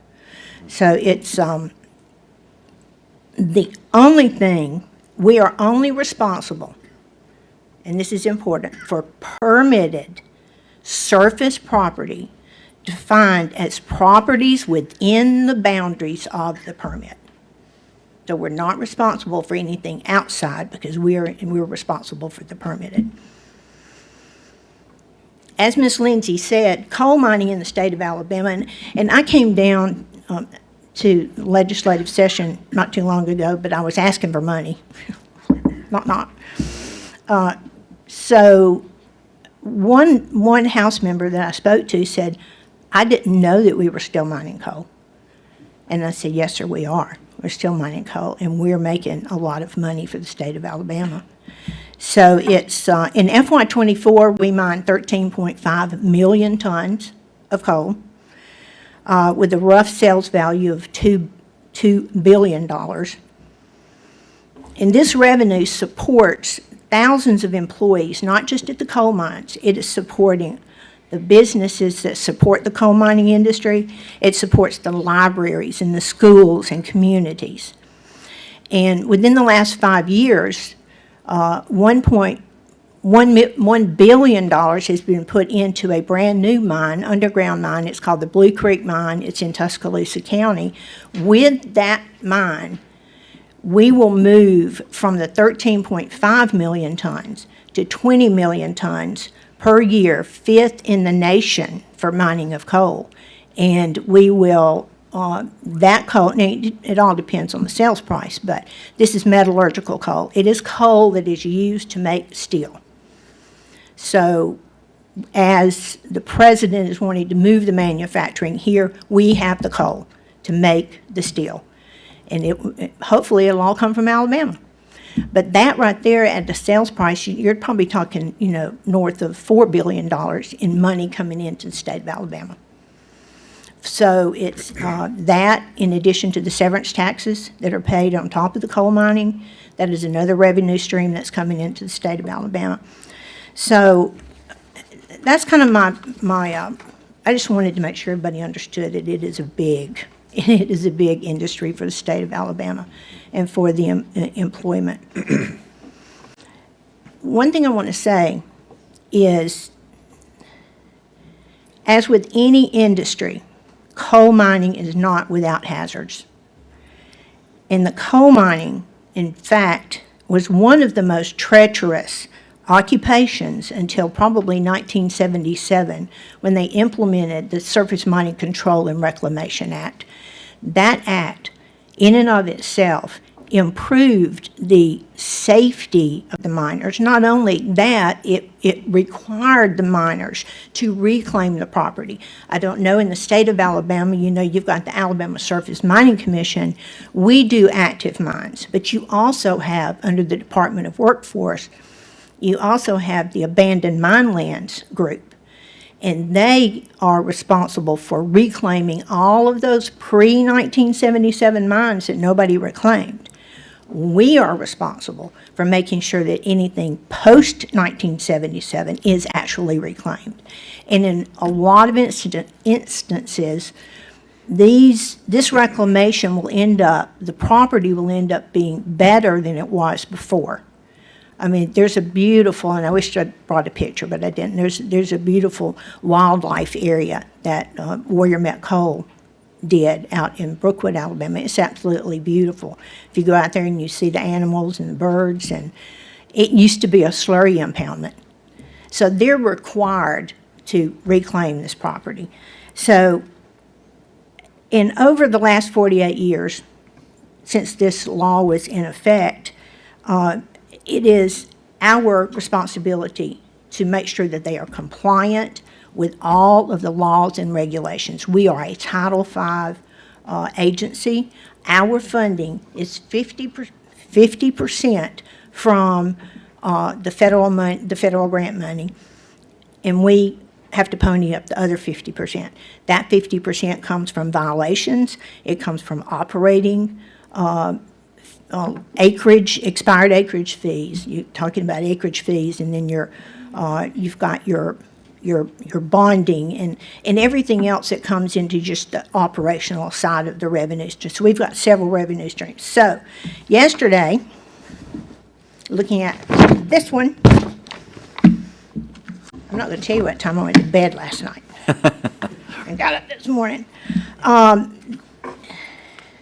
And this is actually how our cash flow goes. We cannot, somebody mentioned about how much money we have in our cash. We do not get reimbursed from the federal government until we pay for something. If we buy a car, we have to pay for it up front. And then we apply for a withdrawal from the grant. So we get that grant money back, and you know what? Okay, I never asked if I just needed to stop and let them ask questions. I'm just like going on and on and on. Well, I'll be here till midnight. Well, I tell you, we appreciate your passion. This has been an educational experience, I think, for everyone in the room. I think at this point, you've given us a pretty good overview. I do think we probably have some questions from members That's here. fine, yeah. And, but your passion shows, ma'am. It's very refreshing. Thank you. So now we'll start, Ms. Wilcox. I just wanted to say that Representative Bill Lamb from our committee, we recognized yesterday that your board had a little bit more than what we could study in a 15-minute period. He's unable to be here today, but he's going to reach out to you and meet with you and be our subcommittee, if you will, to study the issues and report back to the committee as well. So when you get his phone call, please Okay. make sure to spend as much time as both of you feel is needed on this so that we Yes. can have a thorough understanding. Thank you. Are you talking about the cash? I'm just talking about Just- everything, and yes, I Okay. think we have a member here that loves talking about the cash. All right. Who we got? Okay. All right, Representative Underwood. So, I was a mayor before, so I've been a part of landfills where you have to accumulate cash so that you can oversee the closing of the landfill for 30 years. So I understand, you need to build reserves up to handle that kind of thing. I don't think y'all do that part though, right? You do the regulation side and not like this reclamation you're talking about. All that's handled by the mining companies. You just regulate to make sure it's done the right way. So I'm looking at, because you was about to get into this anyway, and I'm happy to hear more. If I add the three up, it's probably north of 11 million. I think that roughly in that range, of which on the operational side, that's pretty much just happened in the last 3 or 4 years. It went from a beginning of 700,000 to 2.1 million. So you've managed your resources there, which some of that I know is state general fund. But have y'all made any sort of long-range looks at, okay, this is too much, we need to, do something with the funding besides collect it? I'm just a big believer in the money turning, in the economy to make it where it's more efficient. And have y'all studied this to say, this is too much, if it gets to be this number, it's too much? And how you would handle that. 11 sounds like a lot to me. I guess I'm asking you to justify it for me and tell me that, hey, this is why we're doing it. Okay, the 7 million, which is account 0427. Yeah. That 7 million is when we forfeited, first of all, when somebody gets a permit, we calculate and they bond either by cash, certificate of deposit, or a surety. They bond that the guarantee for the reclamation. This 7 million came from primarily surety companies that back in, where's Stephen? When did the surety companies, was that 2008, 2000, Yes, right around there? all the way back to 1983. 83 was our first forfeiture. Okay. So that money dates back to 83. So that money is not available by statute. And they've looked at it before, but by statute, this money either has to be, it is designated specifically for that mine site. And when we reclaim that mine site, which we're doing one right now, if there's any money left after administrative cost, then this is going to kill you. That money has to go back to the fox that was in the hen house. Really? Yes, it does. So, and I totally disagree with that, because if you are not going to, now if it's a surety that's failed, it would go back to that, well, I'd have to think about that. It would go back to either that surety or its successor. I mean, we actually had an old surety company send us a check not too long ago, and we had no clue what it was. We had to do a lot of research, but they had sent us the money. So that 7 million is not available for spending by us. Right.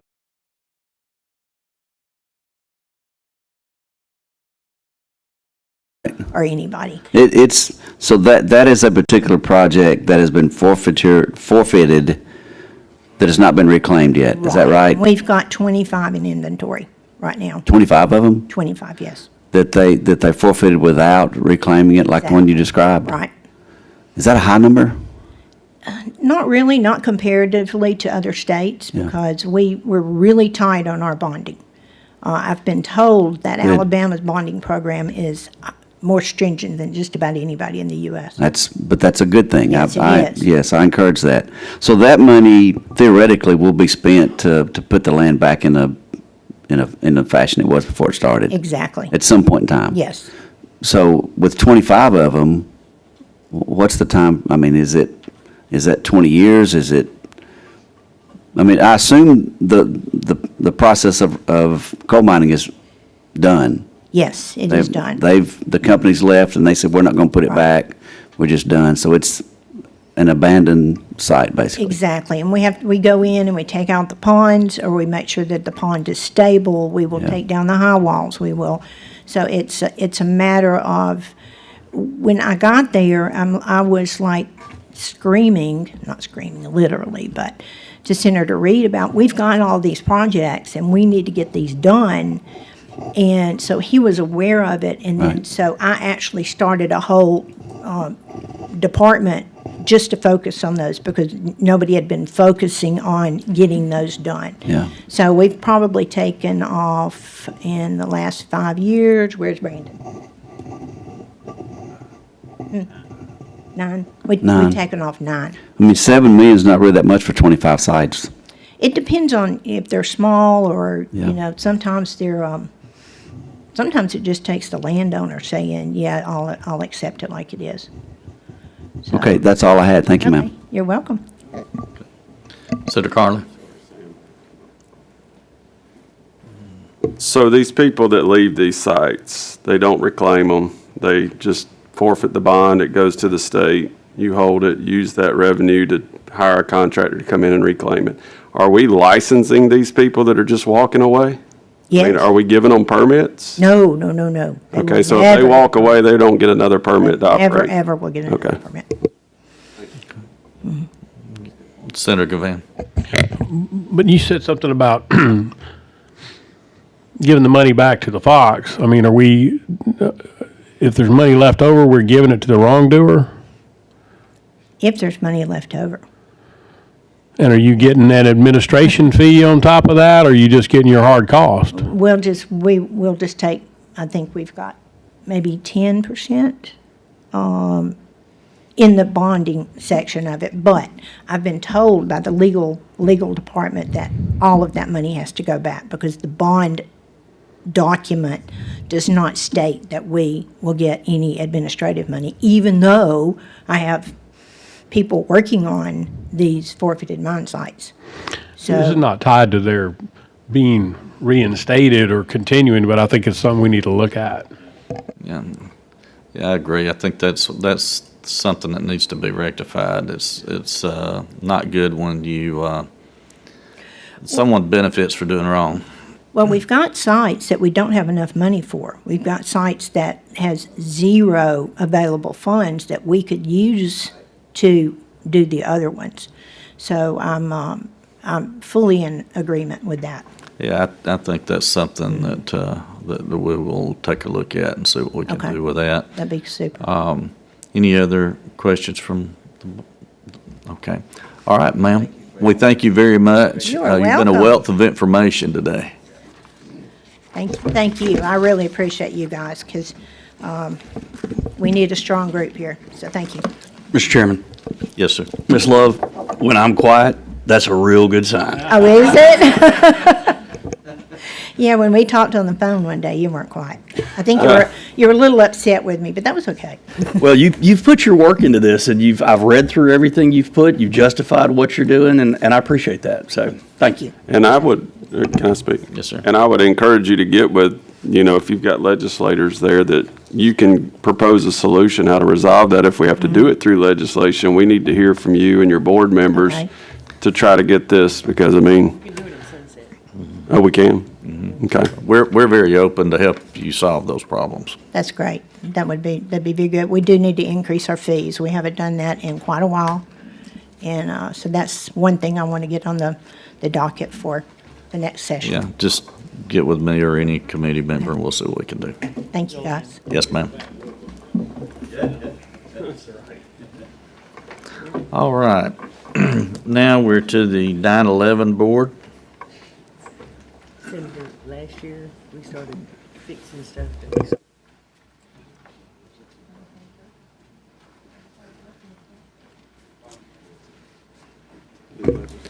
Yeah, why make them go somewhere else when we're... All right, the 9/11 Board Executive Director, Miss Leah Misseldine.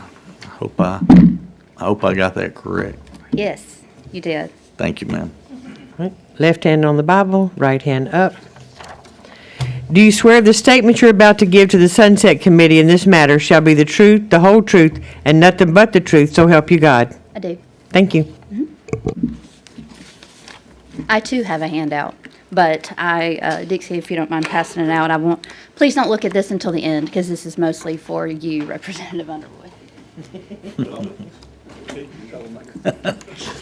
No, you guys asked great questions yesterday, and I'm very much looking forward to the opportunity to answering some of them I think today. if I could just start, I think you proposed the change in how the funding was calculated. Is that correct? Yes, sir. Well, I thank you for that. I'm very proud of how the new calculation works, and I thank you for doing that.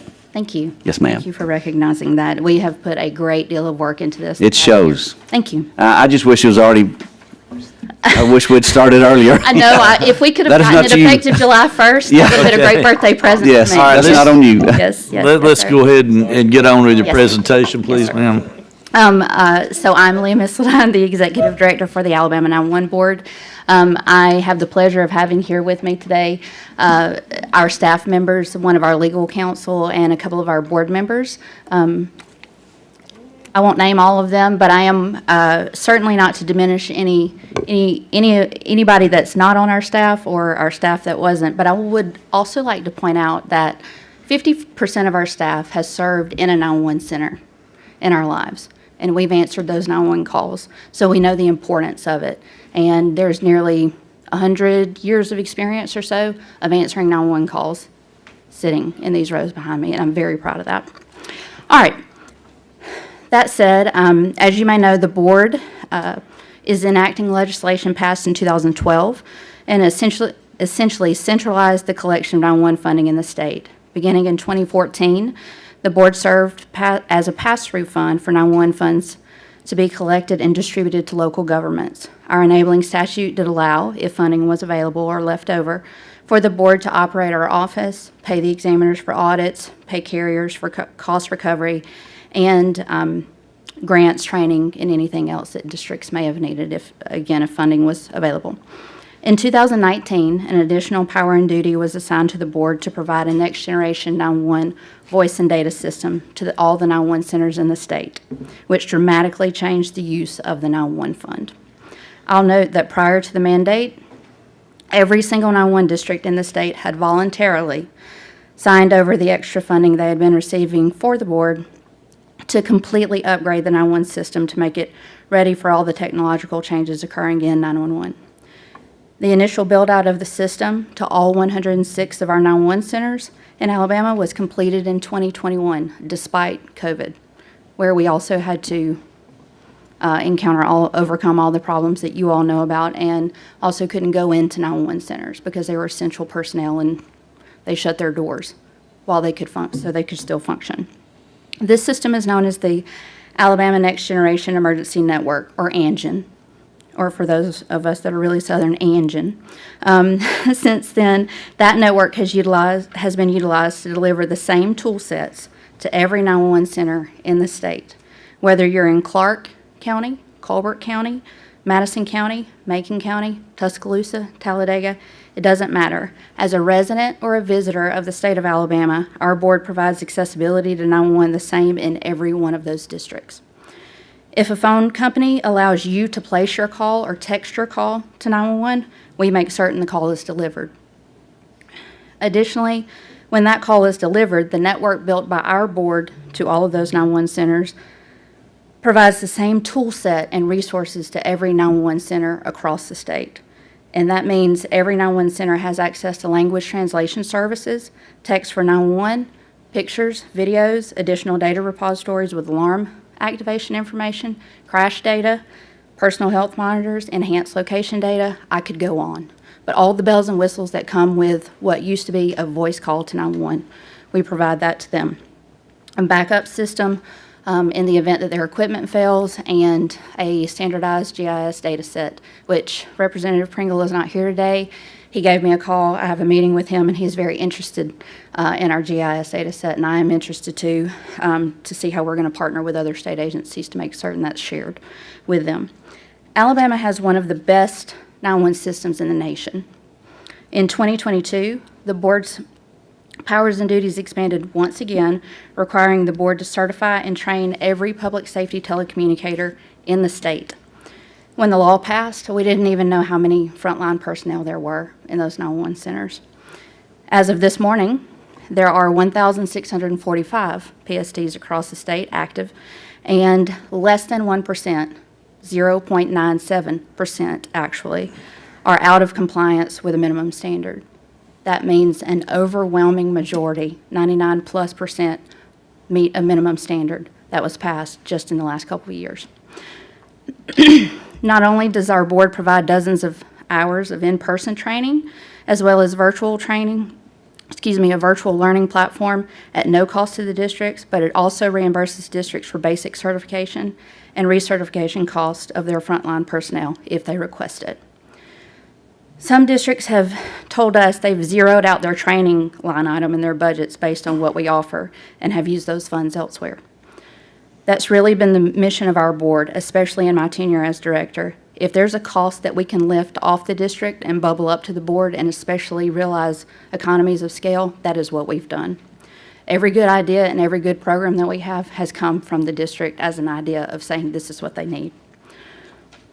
Frankly, 911 is expensive, but I also kind of think of it like insurance. You want to have it if you need it, and that's sort of maybe tells the story of our fund a little bit. As an overview for all of you, or a summary, 84.5% of our funds that we get every month come in our fund and go directly out to our 911 districts. 14.5% come in and are paid towards the services and tool sets that I described a little while ago for our 911 centers so that they will have access to them, as do our residents and visitors. And then the remaining 1%, like I said, goes to operate the board. If I may, I'd like to add a little context to the survey responses regarding a lack of funding being a significant issue. Our grant program is not new. In fiscal year 24, the board awarded over $7 million to districts in need. In years prior to that, we awarded over $10 million in grants. Last September, we were slated to award $5 million to districts in need before our Sunset Review revealed that we needed to amend our legislation. We needed to amend our legislation to be able to continue to use the reserve funds for grants and training. We had to suspend our grant program to seek legislative change. The surveys to our districts were circulated on the heels of that program's suspension. And I think you will read, maybe I shouldn't say I think, we took an oath, but I think the responses speak to that from our stakeholder group. Also, local government funding of 911 operations has dramatically decreased for a portion of our districts since our board came into existence. The 911 fund was never intended to completely fund a local 911 operation, but it does now for many of our counties. I'm not quite sure what our role is as far as local government funding to their 911 operation, because they choose how they operate. They choose what services they want to offer beyond the basic processing of the call. But the passage of Act 2025-373 provides a framework for local governments to contract with each other to pool their resources and provide similar services in a more effective way. Back to our grant program, it's the only way for us to direct funds to districts that need it. By statute, the only way we can give out money is by population. So just as an example, if the board decided to do $1 million declaration, and I'll just use the counties that I mentioned a little while ago, I use Macon and Madison because of obvious differences, but they're always next to each other in the spreadsheet of our list of counties. But if we were to declare $1 million declaration, Macon County would get less than $3,600, while Madison received $80,000. Clark would get $4,300, while Colbert got a little over 11 grand. Talladega would get 16,000, while Tuscaloosa received 46. So you just see how if we choose to send $1 to one person, we really have no way except to send a percentage assigned by population to everyone. So our grant program has really been where we've been able to make a difference. Last month, knowing that Act 2025-376 was signed by the governor, we reached out to our 31 applicants that had put in their grant application for Grant Cycle 10 last summer and asked them, hey, do you still need funding? Of the 31 grant applications, 2 withdrew their application, 23 are seeking updated quotes from their vendors, because we know those quotes aren't good, a year later, and I doubt very seriously they've gone down. And the remaining 6 haven't responded yet, but they do have until the end of the month. During our regularly scheduled meeting in September, staff will bring a recommendation to the board for those applications that were initially submitted a year ago to award those as long as they're eligible, but we can't pay it until October 1st, 2025. So that sort of gives you in a nutshell how we support our districts with technology, training, certification, tools, and grants. And then, of course, there's a baseline funding mechanism where in 2010, which is aged, it's 15 plus years old, data was collected from them basically saying, this is your operation now, what are you going to need? What are you going to collect whenever they set their own rate at the local level? We're far beyond that now, and 911 has changed a lot, so that may need to be looked at in the future. But I would like to pivot to a couple of kind of common themes I noticed yesterday and specific questions. But before I do that, I'll pause before I move on.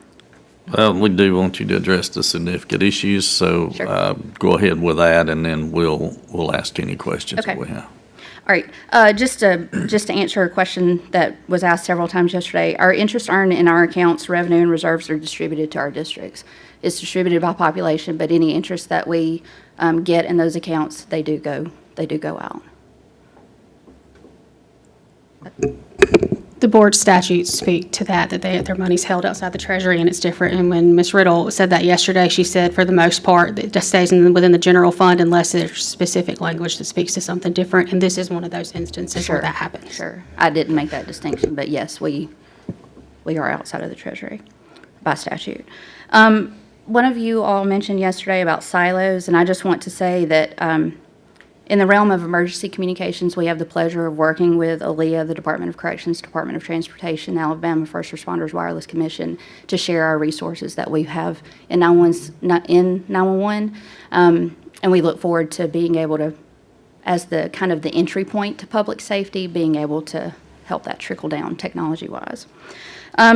Representative Wilcox, you asked if we had withheld any funding listed as a significant issue for ECDs for noncompliance.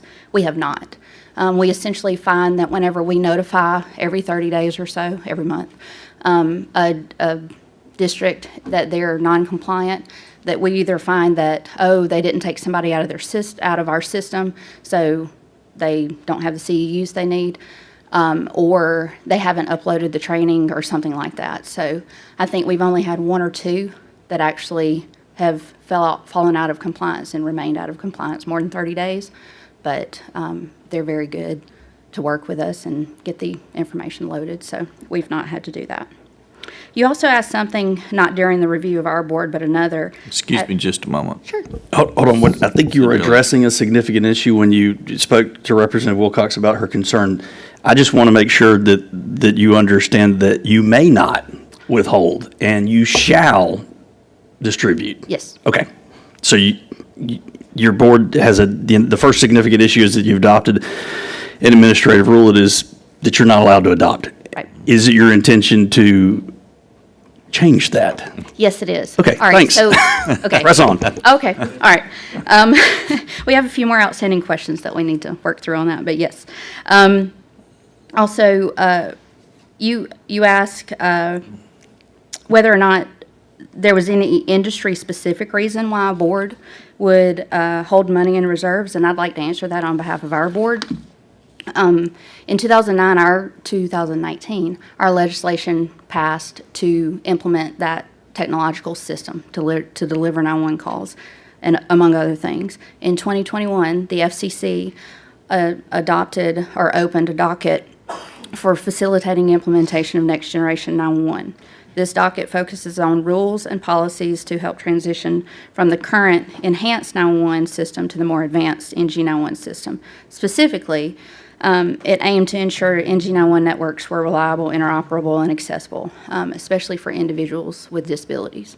So that docket culminated in the publishing of their FCC rules last summer.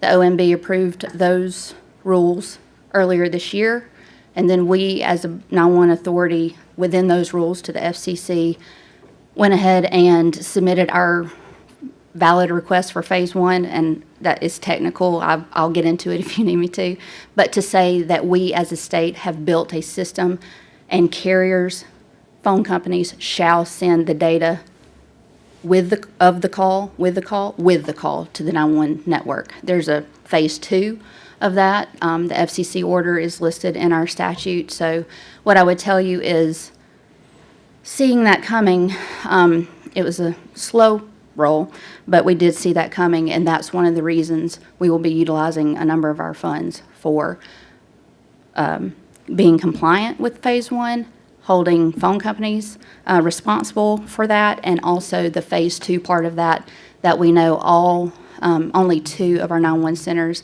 have particular software in their equipment at their center to be able to be ready for the phase 2. So we know we have a multi-million-dollar project coming up for the call handling equipment in those centers.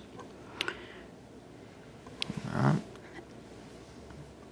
right. Do you have anything else you'd like to offer? Yep. Keep rolling. Okay. Representative Underwood, you asked a series of questions, and I'm really glad you did. You asked yesterday very specifically, how long does revenue sit in Montgomery? And I did look last night for our revenues, and as you can imagine, phone companies want to keep that money in their bank account as long as they can. So over 90% of our deposits come in between the 27th and the end of the month. So it takes a day or two, depending on the transfer, to get it to us.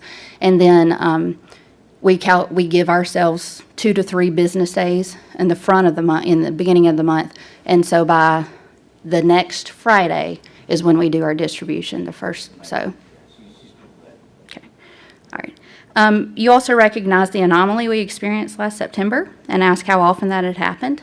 So if you'll reference your handout, the one that did happen last September was one of a kind. The system was down for maintenance. We used the same system that this state uses for e-government services. It was down for maintenance, and a tax agent put the information in anyway, and it didn't accept the payment. Yeah. The other issue that we have had, and if you'd have told me it had happened twice in 1 year, I'd have said no, but I'd have lost that bet. We also have had on 3 separate occasions the Department of Revenue not remit to us on time, if you will. So that sort of creates the situation that you see there, what I would hope is a worst-case scenario of where we would have to draw from reserves under this new law, upwards of $5 million. If that happens again in the next 2 years, that is every bit of our reserve. Right. So, regardless of what other upgrades or projects we take on. So. Yeah, timing issues, but I fully respect making sure you have that covered. Okay. And one big thing that we sort of don't know all the answers to and kind of contributes to our reserve is that we have to rebid every technological contract that we have in calendar year 2026. And it's expensive, and I just don't quite know what those costs are. So we are being very diligent and thoughtful as we go through the rulemaking process to figure out what that carryover reserve is. So, and I think that's all I have to say. Okay. Representative Wilcox. I would like for you to introduce your board members, and then after doing those introductions, I'd like explanation for the 3 vacancies and what they entail. Sure. All right. If my board members could stand up, I have Chief Brandon Broadhead from Homewood and Mr. Rich Schreiber from Tuscaloosa that's here with me. Okay. Some of the other board members are at the County Commission Association's annual convention and could not make the trip today, so. It's a reasonable explanation. Can you talk about the vacancies and why they're there? Yes, all right. So we have the vacancies that we currently have are on the carrier side, the phone company side, for those seats that we have on our board. And we get those nominations, or the governor's office gets those nominations from the associations that they are members of. We have had a time getting nominations to go to the governor's office and them not be a registered lobbyist, because there are no appointments of registered lobbyists to these boards, or to our board. And unfortunately, usually the people that the association nominates to the governor's office is a registered lobbyist, and they have not been appointed. But I have been in constant contact with Mr. Bass, and we are trying. Okay, I'd like to, just get an action plan between you and the governor's office, and then if you need to send an explanation that they can't be a registered lobbyist, certainly somebody there should be able to understand that directive. And I think that's a policy of the governor. It is. Right. That's what I'm saying, yes. All right, thank you. Mm-hmm. All right. Any other members have questions? Just one, Mr. Chairman. I'm anxious to see the impacts of the new statutes and how they affect the financials. The reserves, in my opinion, and cash on hand is still too high. Understood. And so, reserve and judgment, let's give it some time and let it work its way out and then take a look at it. So, Would it be okay if I reached out towards the end of this calendar year? Sure. Yeah, that'd Give be you an great. update? Yeah. Actually, we'll have a quarterly report that I'll include in. Super, thanks. Thank you. Thanks, Mr. Chairman. Yeah, I think the significant issues have been addressed, I believe, in the questions. They will be. You took good notes yesterday. That works well for us. Good. Any members have any other questions? Representative Underwood. Since I was speaking out of turn earlier before Margie took the gavel to me,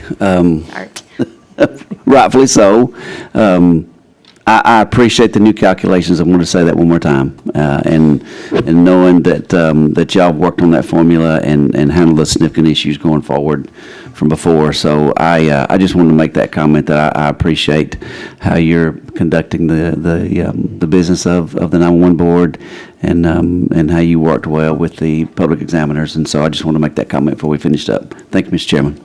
Thank you, sir. Thank you, ma'am. Thank you. At this time, I just would like to thank the examiners and all the work that you do that provide to us. We greatly appreciate everyone that takes part in this and helps us, and also with the questions and the promptness of which you get back to us with our questions. So we want you to know we appreciate your efforts as well. Can they stand up? Sure. Ms. Wilcox would like for you all to stand. I have a portion of the staff here today. These are the examiners that worked on the sunsets that are before you. I have both of my audit managers, Robin Hutchinson and Daniel Dupree. And then I have examiners Charnel Martin, Bobby Crawford, Karen McClure, Rodney Wagstaff, Kiera Burston, Braden Mitchell, and Michaela Manuel. So just as a prize for you that go into those, we're going to let the associations of boards come and audit you now. That work? No, thank each of you for your efforts. We appreciate it. All right. Any business before we close out? Hearing none, we're adjourned.